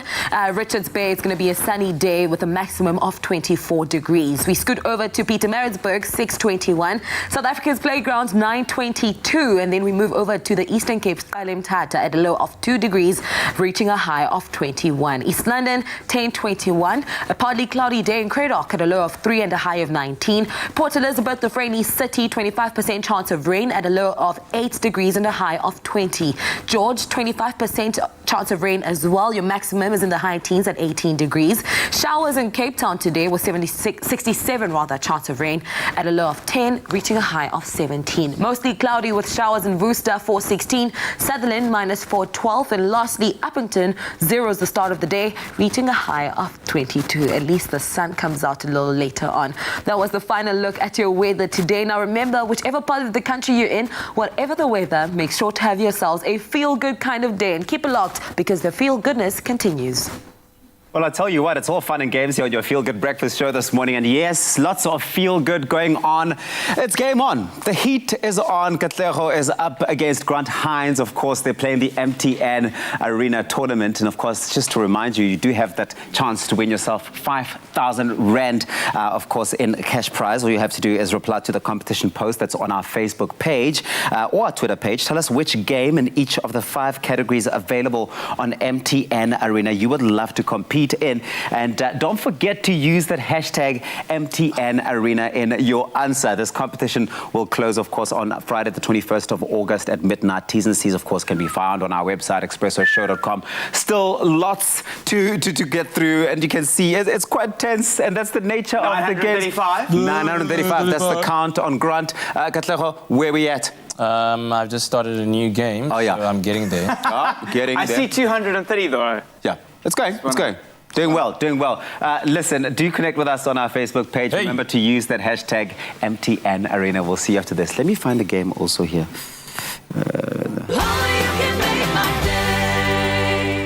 This Saturday evening at 8 on SABC3. Join us on the Insider SA as we travel the country to meet inspiring people and businesses that keep traditions alive. Taste the local flavors of 7 colors. Discover a perfumery bottling the smells of Fynbos. And see how a renowned ceramic art studio found inspiration through the COVID-19 pandemic. That's the Insider SA, Saturday night at 8, only on SABC3.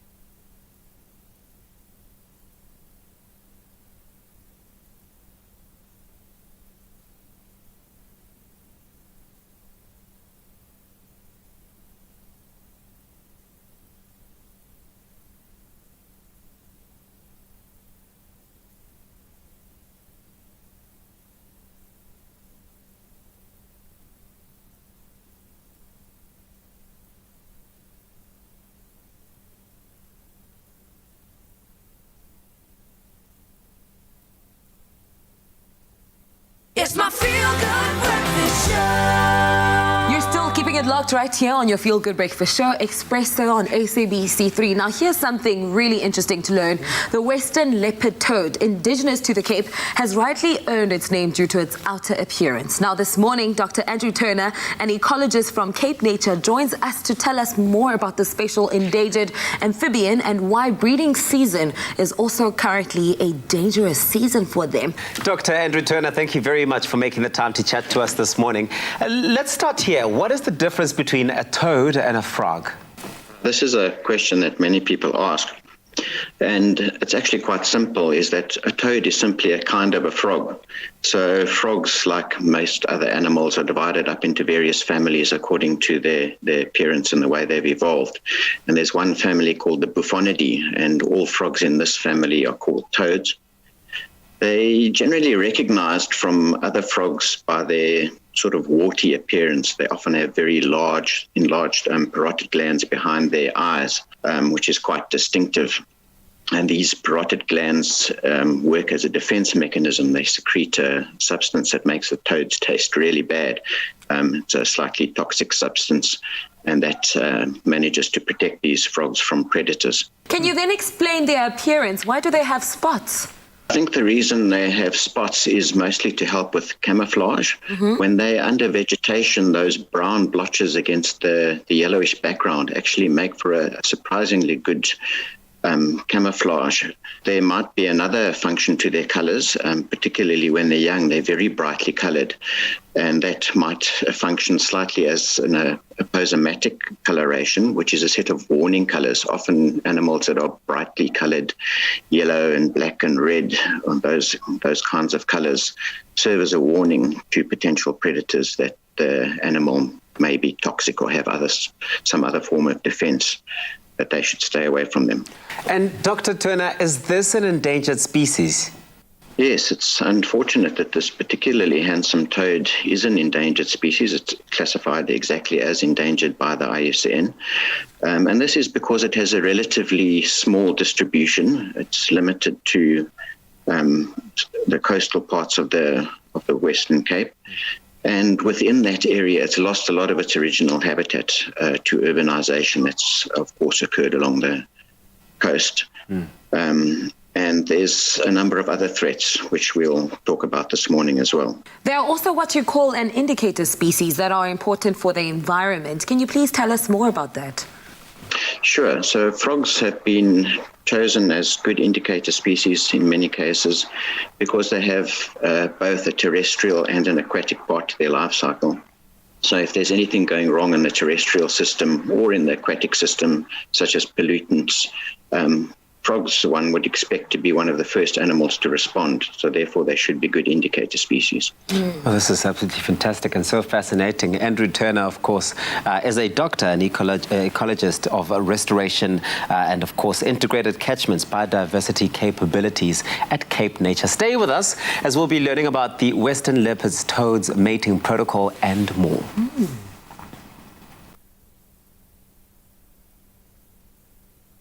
Oh my goodness, okay, I'm very intensely involved in this game called Banana Run, and it's of course part of MTN Arena, where gaming is now being brought to life to casual gamers out there, people like me who just like to sit back and enjoy a game, and even competitive gamers like Grant, who's like a super pro right now, showing me the ropes. I'm just saying, like, this is also for people that want to get competitive. If you play mobile games at home and you do it for fun, now's your chance to do it for money, and for prizes. Get rewarded for it, like big time. Big time. Because today on Banana Run, there's a 500 Rand Take-A-Lot voucher that is up for grabs, right?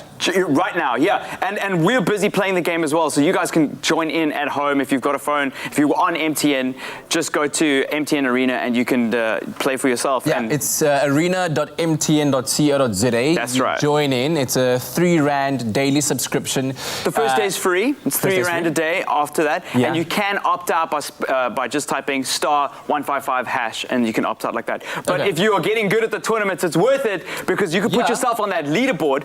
I want to see the leaderboard. I was about to show it just now, but before that, there are daily, there are weekly, and monthly tournaments as well. So lots of opportunity to win over there. And if you have a look right now, I'll show you so those are all the prize pool and the great stuff that you can win. And then the leaderboard. So as it stands right now, there's some person called Tebza, or as Grant says, Teb ZA. No, bruh, it's Tebza. No. Gamers, we have ZA at the end of our names to say South Africa. Teb ZA. No, it's Tebza, I promise you. Okay. Anyway, Tebza is in the lead right now in Banana Run with 1,500 Rand, right? So 1,500 points. Yeah. For 1,500 points. Grant is playing as Wordfish right now. He's number 2 at 1,465. There I am at number 3. That's my highest score, Papa Cat. Papa Cat. It's a cool name, right? That's a cool name. I'll give it to you. I'm at 1,375. But the thing is, you get better with every turn that you take. And you learn to understand the game a bit more. So that's how gaming works. When you get competitive with gaming, you just get better and better with it. This week, just a pro tip. This week, there's another game called Star Wars Rogue One: Boots on the Ground, and that ends in 3 days for the MTN Arena. And there's a 5,000 Rand voucher that's up for grabs. So it's like every single day, every single week, there's something happening. And if you do spend a lot of time playing mobile games, this is a great way to expand that skill set and earn prizes by playing those games that you love so much. And this one you can see ends in 15 hours, 39 minutes, 58 seconds counting. It's like live count, and there's 272 players playing right now. So a very, very small amount of people playing. You could be the winner. Now, MTN Arena is available on all iOS and Android phones, tablets, and desktops. And if you fancy signing up for their 3 Rand daily subscription deal, then sign up at arena.mtn.co.za to access the arena and win your share of the monthly 100,000 Rand prize pool. And also remember that MTN Arena are giving Expresso viewers the chance to win a 5,000 Rand cash prize. All you have to do is reply to the competition post on our Expresso Facebook page or our Twitter page and tell us which game in each of the 5 categories available on MTN Arena you would love to compete in. And don't forget to hashtag MTN Arena in your answer. The competition closes on Friday, the 21st of August at midnight, and T's and C's are on our website, expressoshow.com. What's happening? Did you get a high score? Oh, no, I didn't. I'm getting there. I've worked out that the bananas, if you get 10 bananas after you've lost a life, gets you a new life. A new life? What? Okay, I didn't know that. Okay, wait. Oh, okay. Okay. So banana you want to get.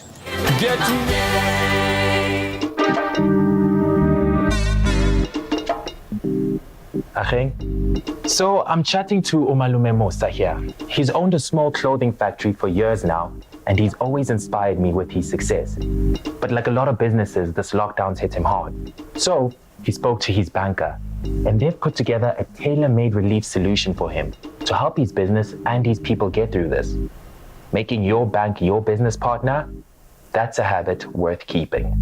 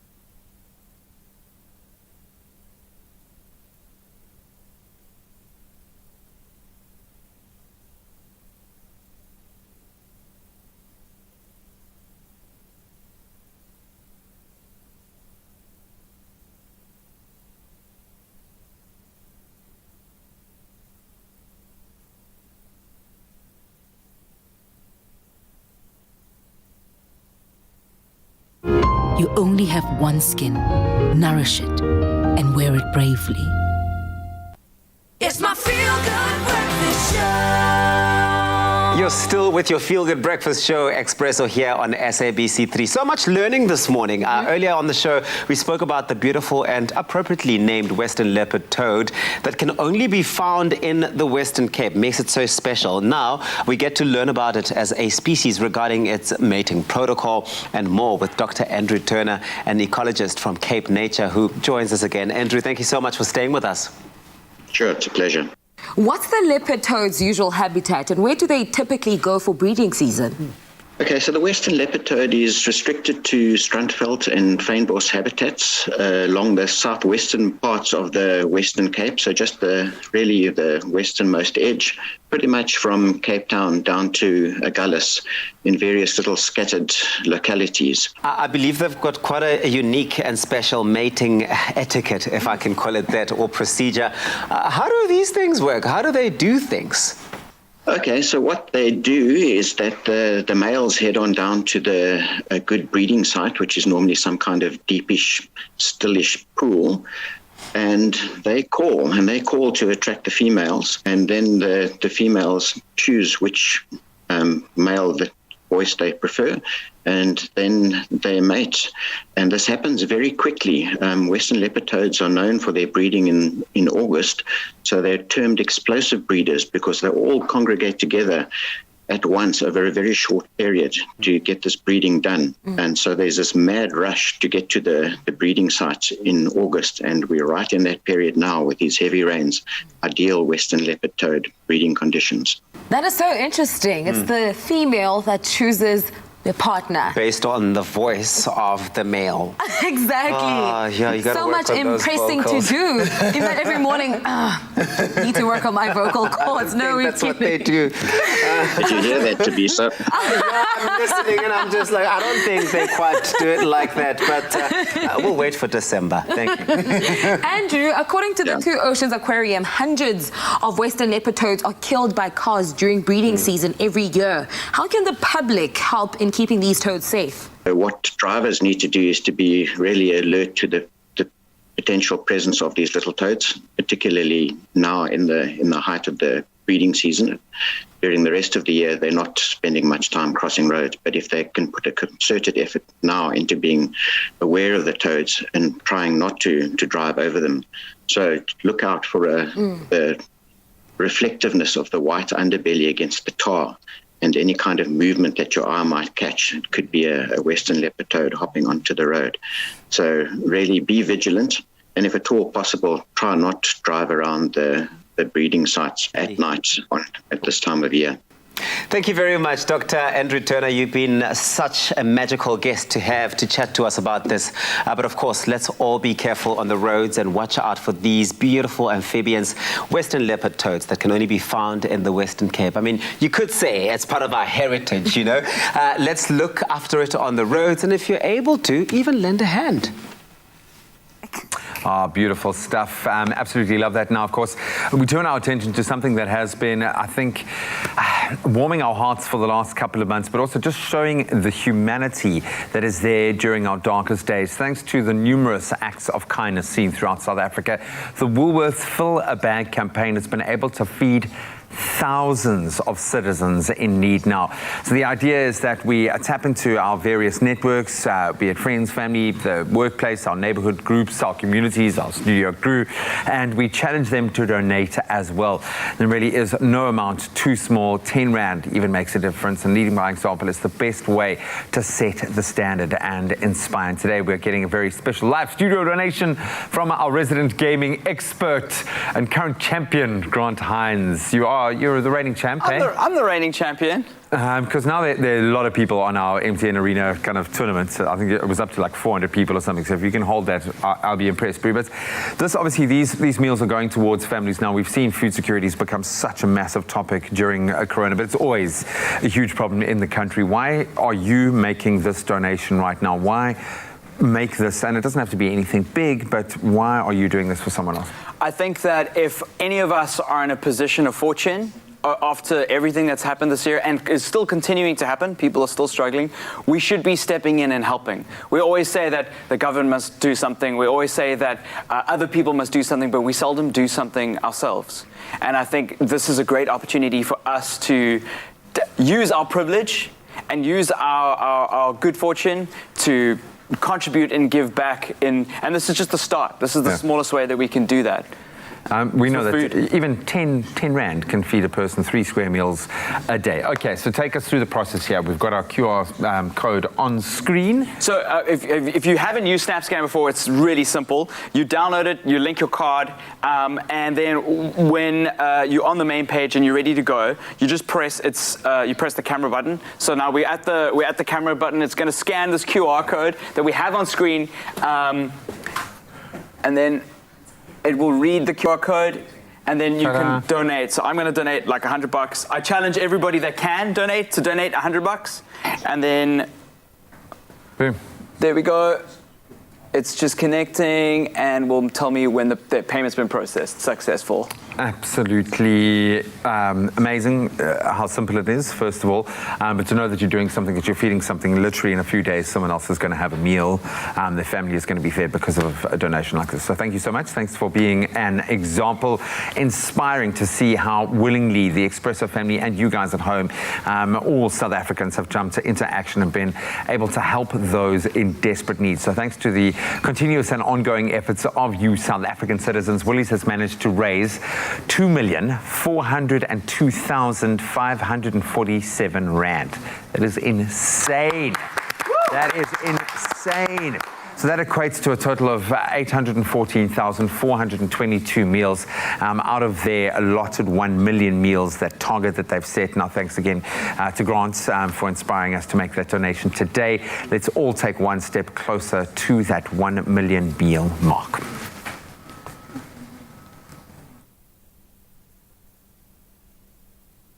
You're still tuned into your Feel Good Breakfast Show Expresso on SABC3. Now, while eating is easy, choosing the right diet can be hard. Food has drastically evolved over the years, and more than ever, people have become a lot more conscious about what is in their food and where it comes from. And while we apply these dietary standards to ourselves, it's only right that we do so, and the same for our pets as well. So joining me this morning is our ultra cool vet, Dr. Karine Brink from Ultra Dog, who's here to help us figure out what to feed our dogs. Dr. Brink, good to have you. How are you this morning?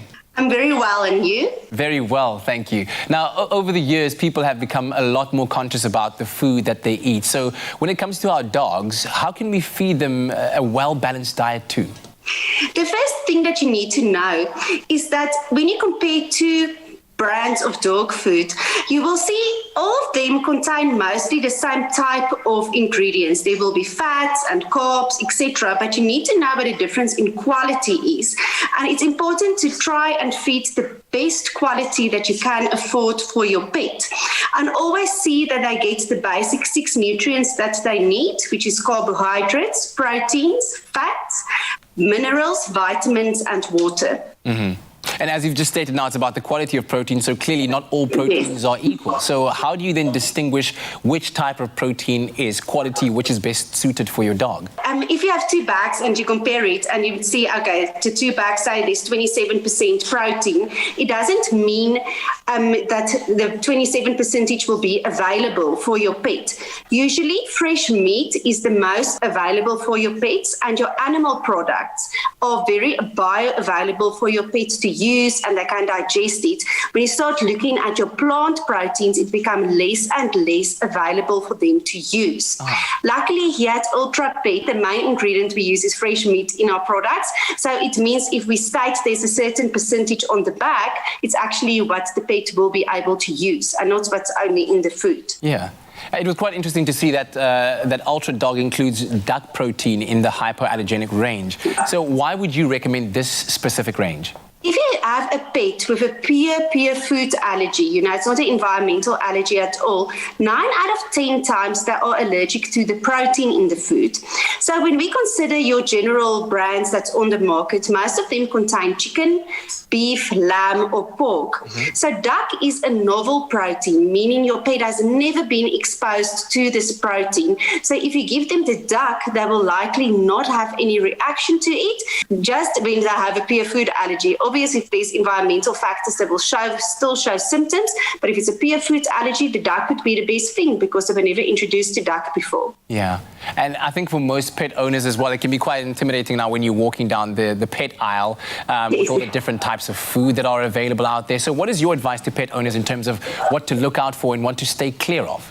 Yes, it can be quite intimidating. I mean, when you just walk into the supermarket in the food aisle, there's brands everywhere.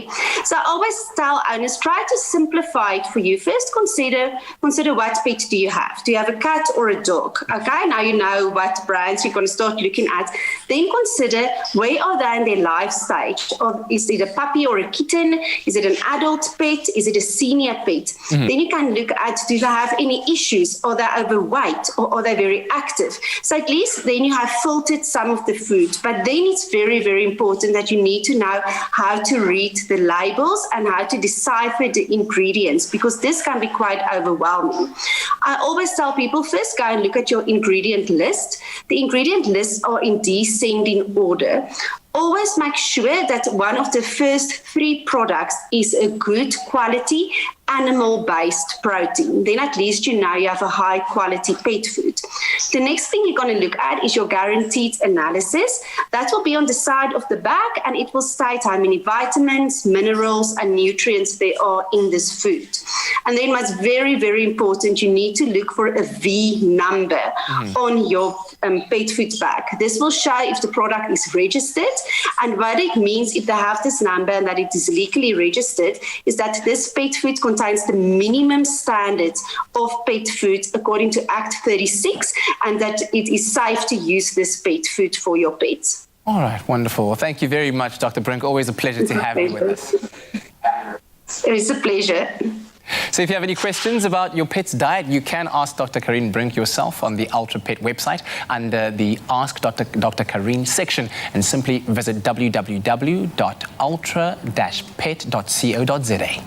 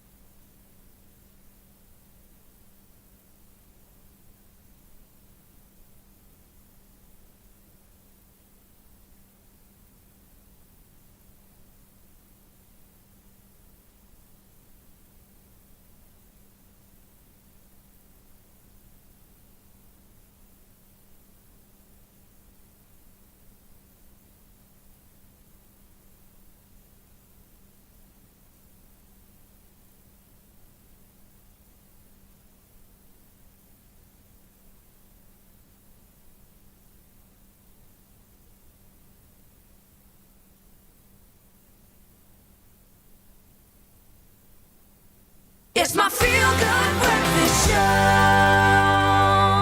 Welcome back to your Feel Good Breakfast Show on this Thursday morning. It's been a fun and games-filled show this morning. Of course, MTN Arena has officially launched and is now available, bringing, of course, a world of competitive gaming to everyone who has a mobile device out there. So check out arena.mtn.co.za. There are daily, there are weekly and monthly tournaments that you can take part in. And, of course, your share of a 100,000 Rand prize pool is available for you to win women taking part in various games, which include today's live tournament, which is Banana Run. We've been playing it. Don't worry about these. These aren't my best scores. I've done much better. I promise. These are my I promise. I've done a lot more than that. But of course, there's that Star Wars boots on the Star Wars Rogue One boots on the ground. That's a big shot because this week, there's about 3 days left of that competition. This week, you stand a chance to win 5,000 Rand take-a-lot voucher, and it's not by chance. Remember, these are games, so you've got to compete with skill. Yeah, and you've got like to show this. off at the MTN Arena. Look at you go! Look at you go! No, oh, you cursed me. No, you should. You know when you get like butt cut and you're like, yes, oh, look at me go. It never works out well. But listen, it's very cool. A great way of just keeping yourself very entertained, especially during lockdown. If you're sitting at home, you were talking to the guys behind the cameras and saying, like, over the weekend, if you are just like chilling at home watching your favorite series, just jam.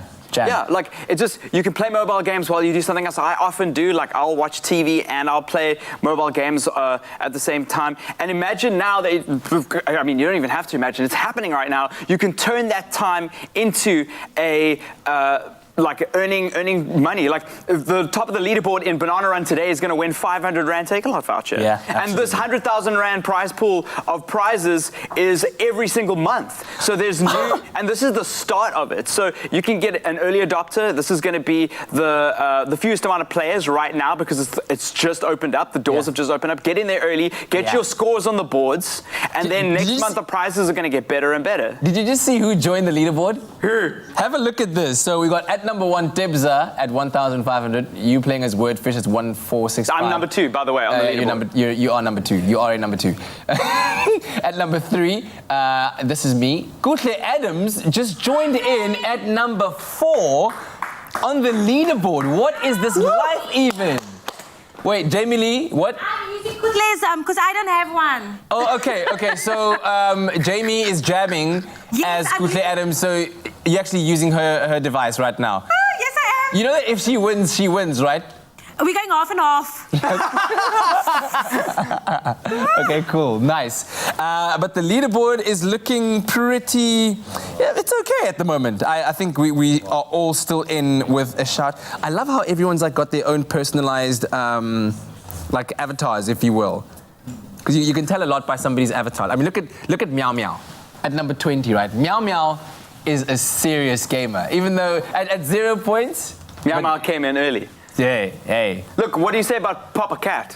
Papa Cat needs to get his avatar going. I'm just saying, when you think a lot about yourself like that. If there was the prize for the coolest name, I think I might be in with a shout over there. But anyway, listen up. MTN Arena is available on all iOS and Android phones, tablets, and desktops. And if you fancy signing up for their 3 Rand daily subscription deal, then sign up at arena.mtn.co.za to access the arena and win your share of the monthly 100,000 Rand prize pool. Also remember that MTN Arena are giving Expresso viewers the chance to win a 5,000 Rand cash prize. All you need to do is reply to the competition post on the Expresso Facebook page or our Twitter page and tell us which game in each of the 5 categories available on MTN Arena you would love to compete in. And don't forget to hashtag MTN Arena in your answer. The competition closes on Friday the 21st of August at midnight, and T's and C's are available on expressoshow.com. Jamie Lee, how are you doing? I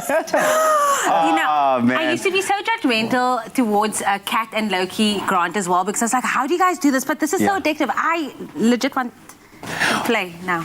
You've gotten so into it that you haven't even had a chance to make yourself a snack. Absolutely not. I don't know how people can snack, and that's actually the question we asked today. Like, what would you snack on while you're gaming? Because obviously you could game for 5 minutes or 5 hours. What are some of the key snacks that you would be snacking on while you're playing? I'm definitely not big on gaming, and today I'm going to start because I signed up this morning to MTN Arena. But I think that my game plan is to make sure that you're strategic about it. Prepare your snacks in advance and have them next to you, because there is no time to stop and go get them. But let's take a look at some of your comments that have come through with answers, telling us, I suppose, what it is that you guys prefer as your ultimate snacks.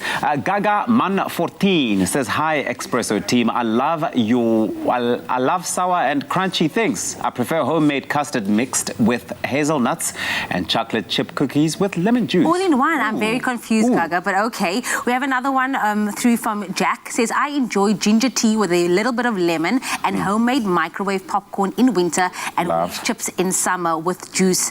Wow, that is a lot of snacks. It's also decadent. But listen, please do continue to get those comments through to us. Use the hashtag Expresso Show. But before we go, I just need to send a quick shout out. I'm busy engaging live on YouTube to everybody that's streaming us on YouTube. Sean Redwood, Christine Cotier, Kaylin Pace. We love you guys so much, and I'm engaging. We're all just chatting to you there on live. Yeah, we appreciate you guys so much. Okay, we love you. That's all. Okay, I'm going back now to the game.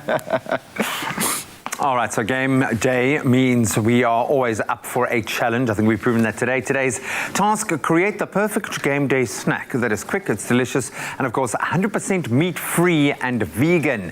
So our solution, Be Well Vegan Game Day Nachos. If you think that's a mouthful, just wait until you taste it. Loaded with spicy, smoky beans, creamy, fresh avo, and all the goodness of canola oil. Here to show us how snappy this recipe is our multi-talented, our undercover vegan foodie, Grant Hines. Buddy, I've known you've been vegan for a while. Yeah, 7 years. I've been vegan for 7 years. 7 years, and I've enjoyed watching you kind of explore and grow your own repertoire. And you know, there are opportunities for us to really enjoy some old favorites, but put a new spin on it. And we are, of course, aided by the fact that we've got kind of new, you know, like vegan cheese, for instance, and it tastes pretty good. Be Well are coming to the table, you know. They really are. So excuse the pun. We started with twice the amount of nachos here before we started chatting earlier, and we managed to finish this whole bowl. So what we're going to do is we're going to kind of work off our two social distanced workstations. So you're going to be handling the salsa part. I'm going to start off and I'm going to handle the filling. Okay. And we say this, guys, it's an opportunity to test. I mean, this is what we like.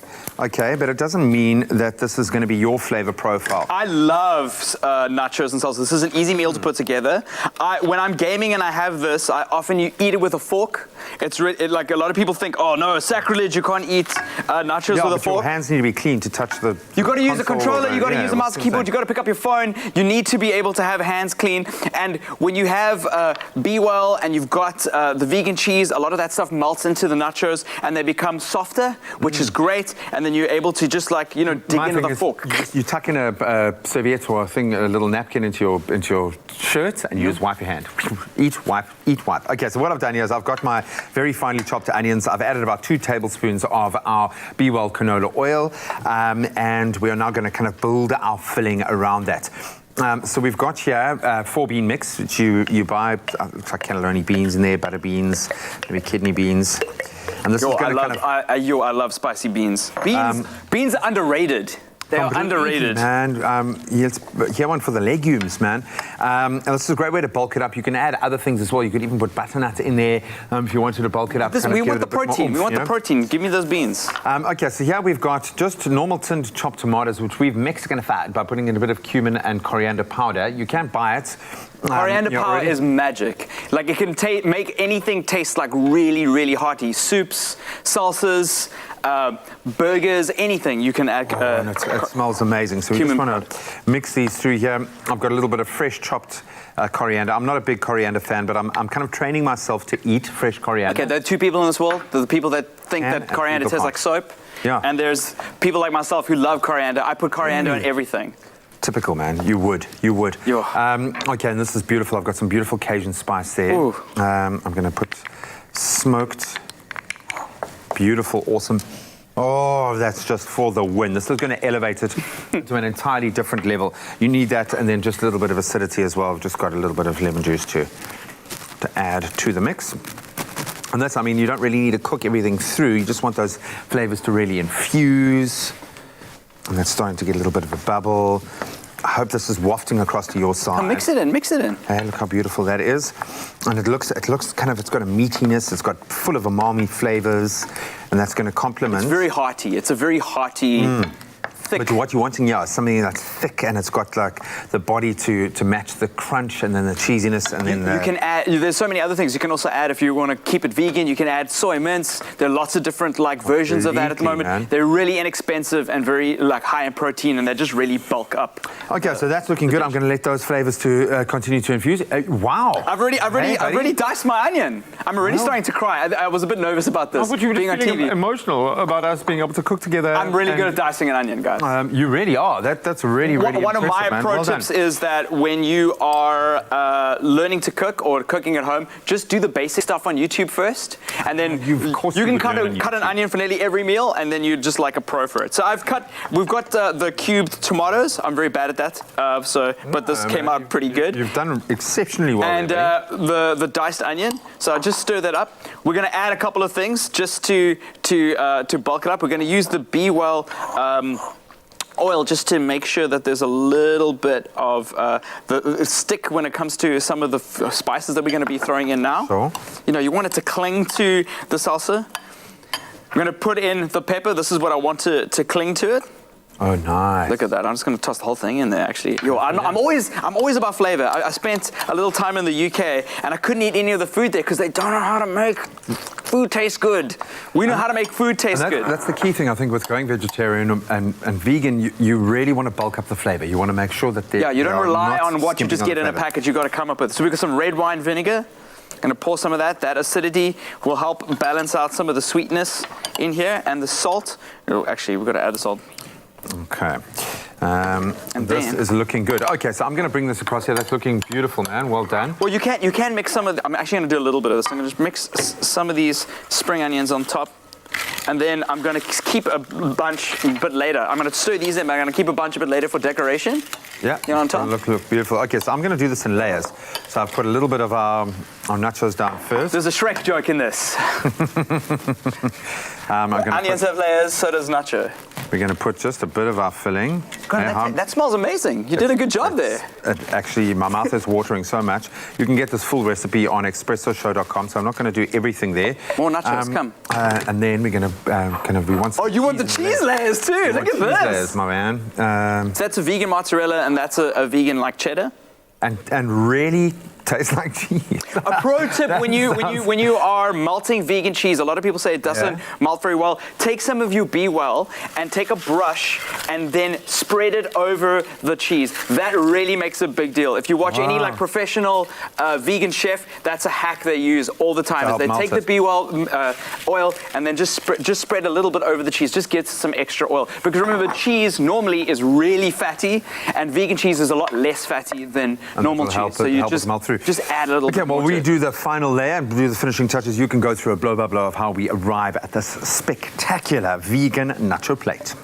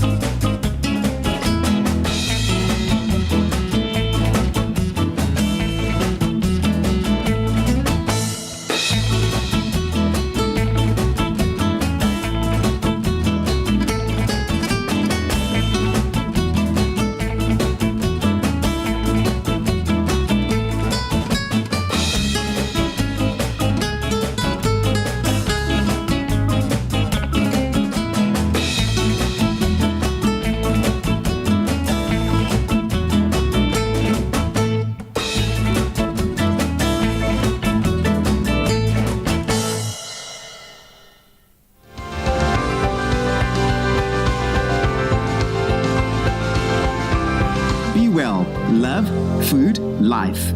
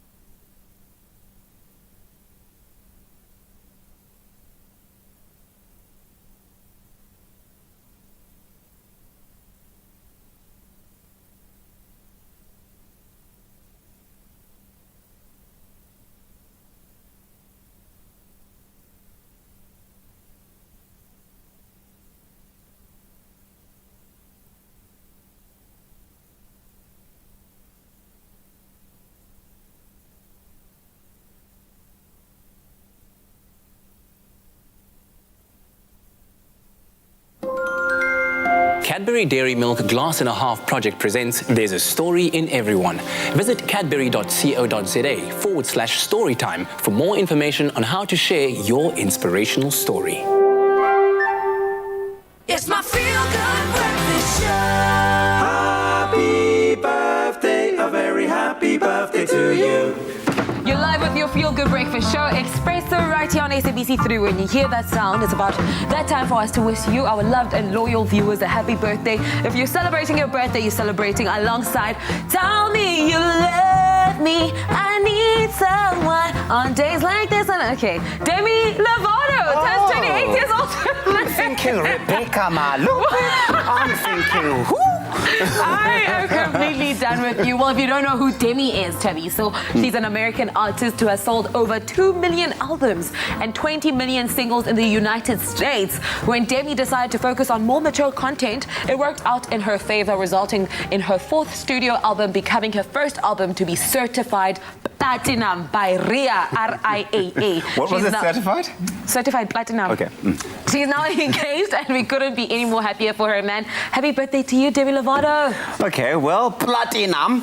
Let's get on with the rest of the birthdays today on this beautiful day. Ruben, it's your birthday. Happy birthday to Ruben. Have a fantastic day filled with lots of joy, laughter, and beauty. With love from Bruce family. And then it's Luyolo Ngamga's birthday today. Luyolo, good morning.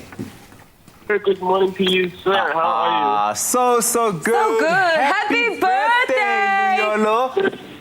Wow, thank you so much. I really appreciate it. Oh, man. What's the plan for the birthday?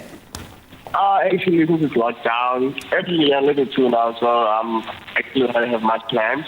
But then I'll try and share something out during the day. Oh, Okay, well, I hope this is a fantastic start to your day, Luyolo. And we have a very special message written here for you. E.T., today you are you. That is truer than true. There's no one alive who is you-were than you. Happy 22nd birthday to our pianist, Luyolo, from the OS team. Oh, wow. That was beautiful. Happy birthday. Luyolo, you need to send us a video of you playing the piano, okay? Cool. When now?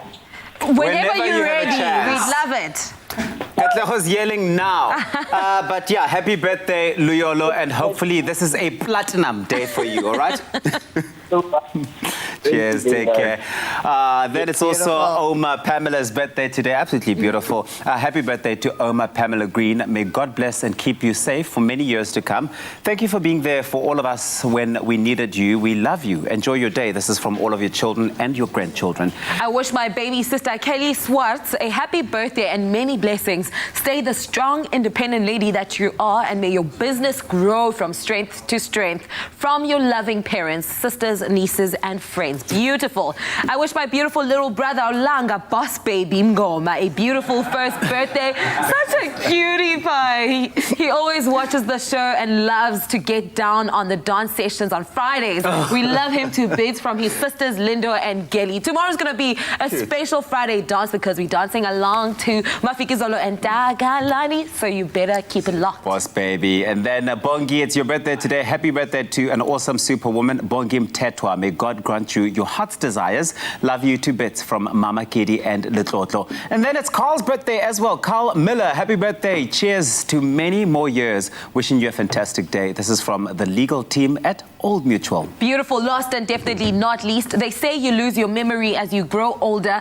I say forget about the past and live life to the fullest today. Start with cake. Happy birthday to you, brother Mbasa from Amajita Mbex. Happy birthday from Amajita.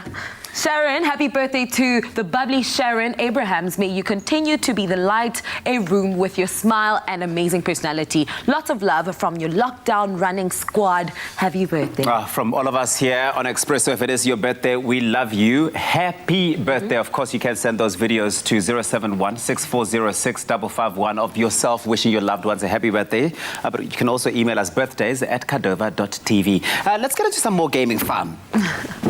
Well, in case you haven't heard it, yes, the world of gaming is now open to everyone thanks to MTN Arena, which has officially launched today. You can check it out at arena.mtn.co.za,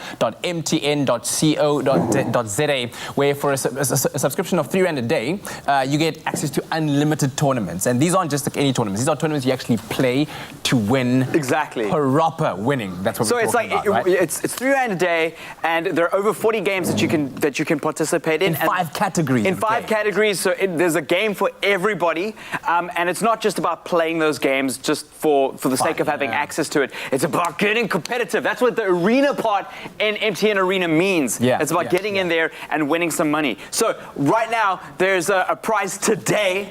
With Banana Run, with one of the games there, it's 500 Rand. We're on the leaderboard for that. Absolutely. There's one for this week for Star Wars Rogue One Boots on the Ground. That's 5,000 Rand. A take-a-lot voucher, and that's at the end of the week. And there's just so many more. If you log on, the party's happening on there.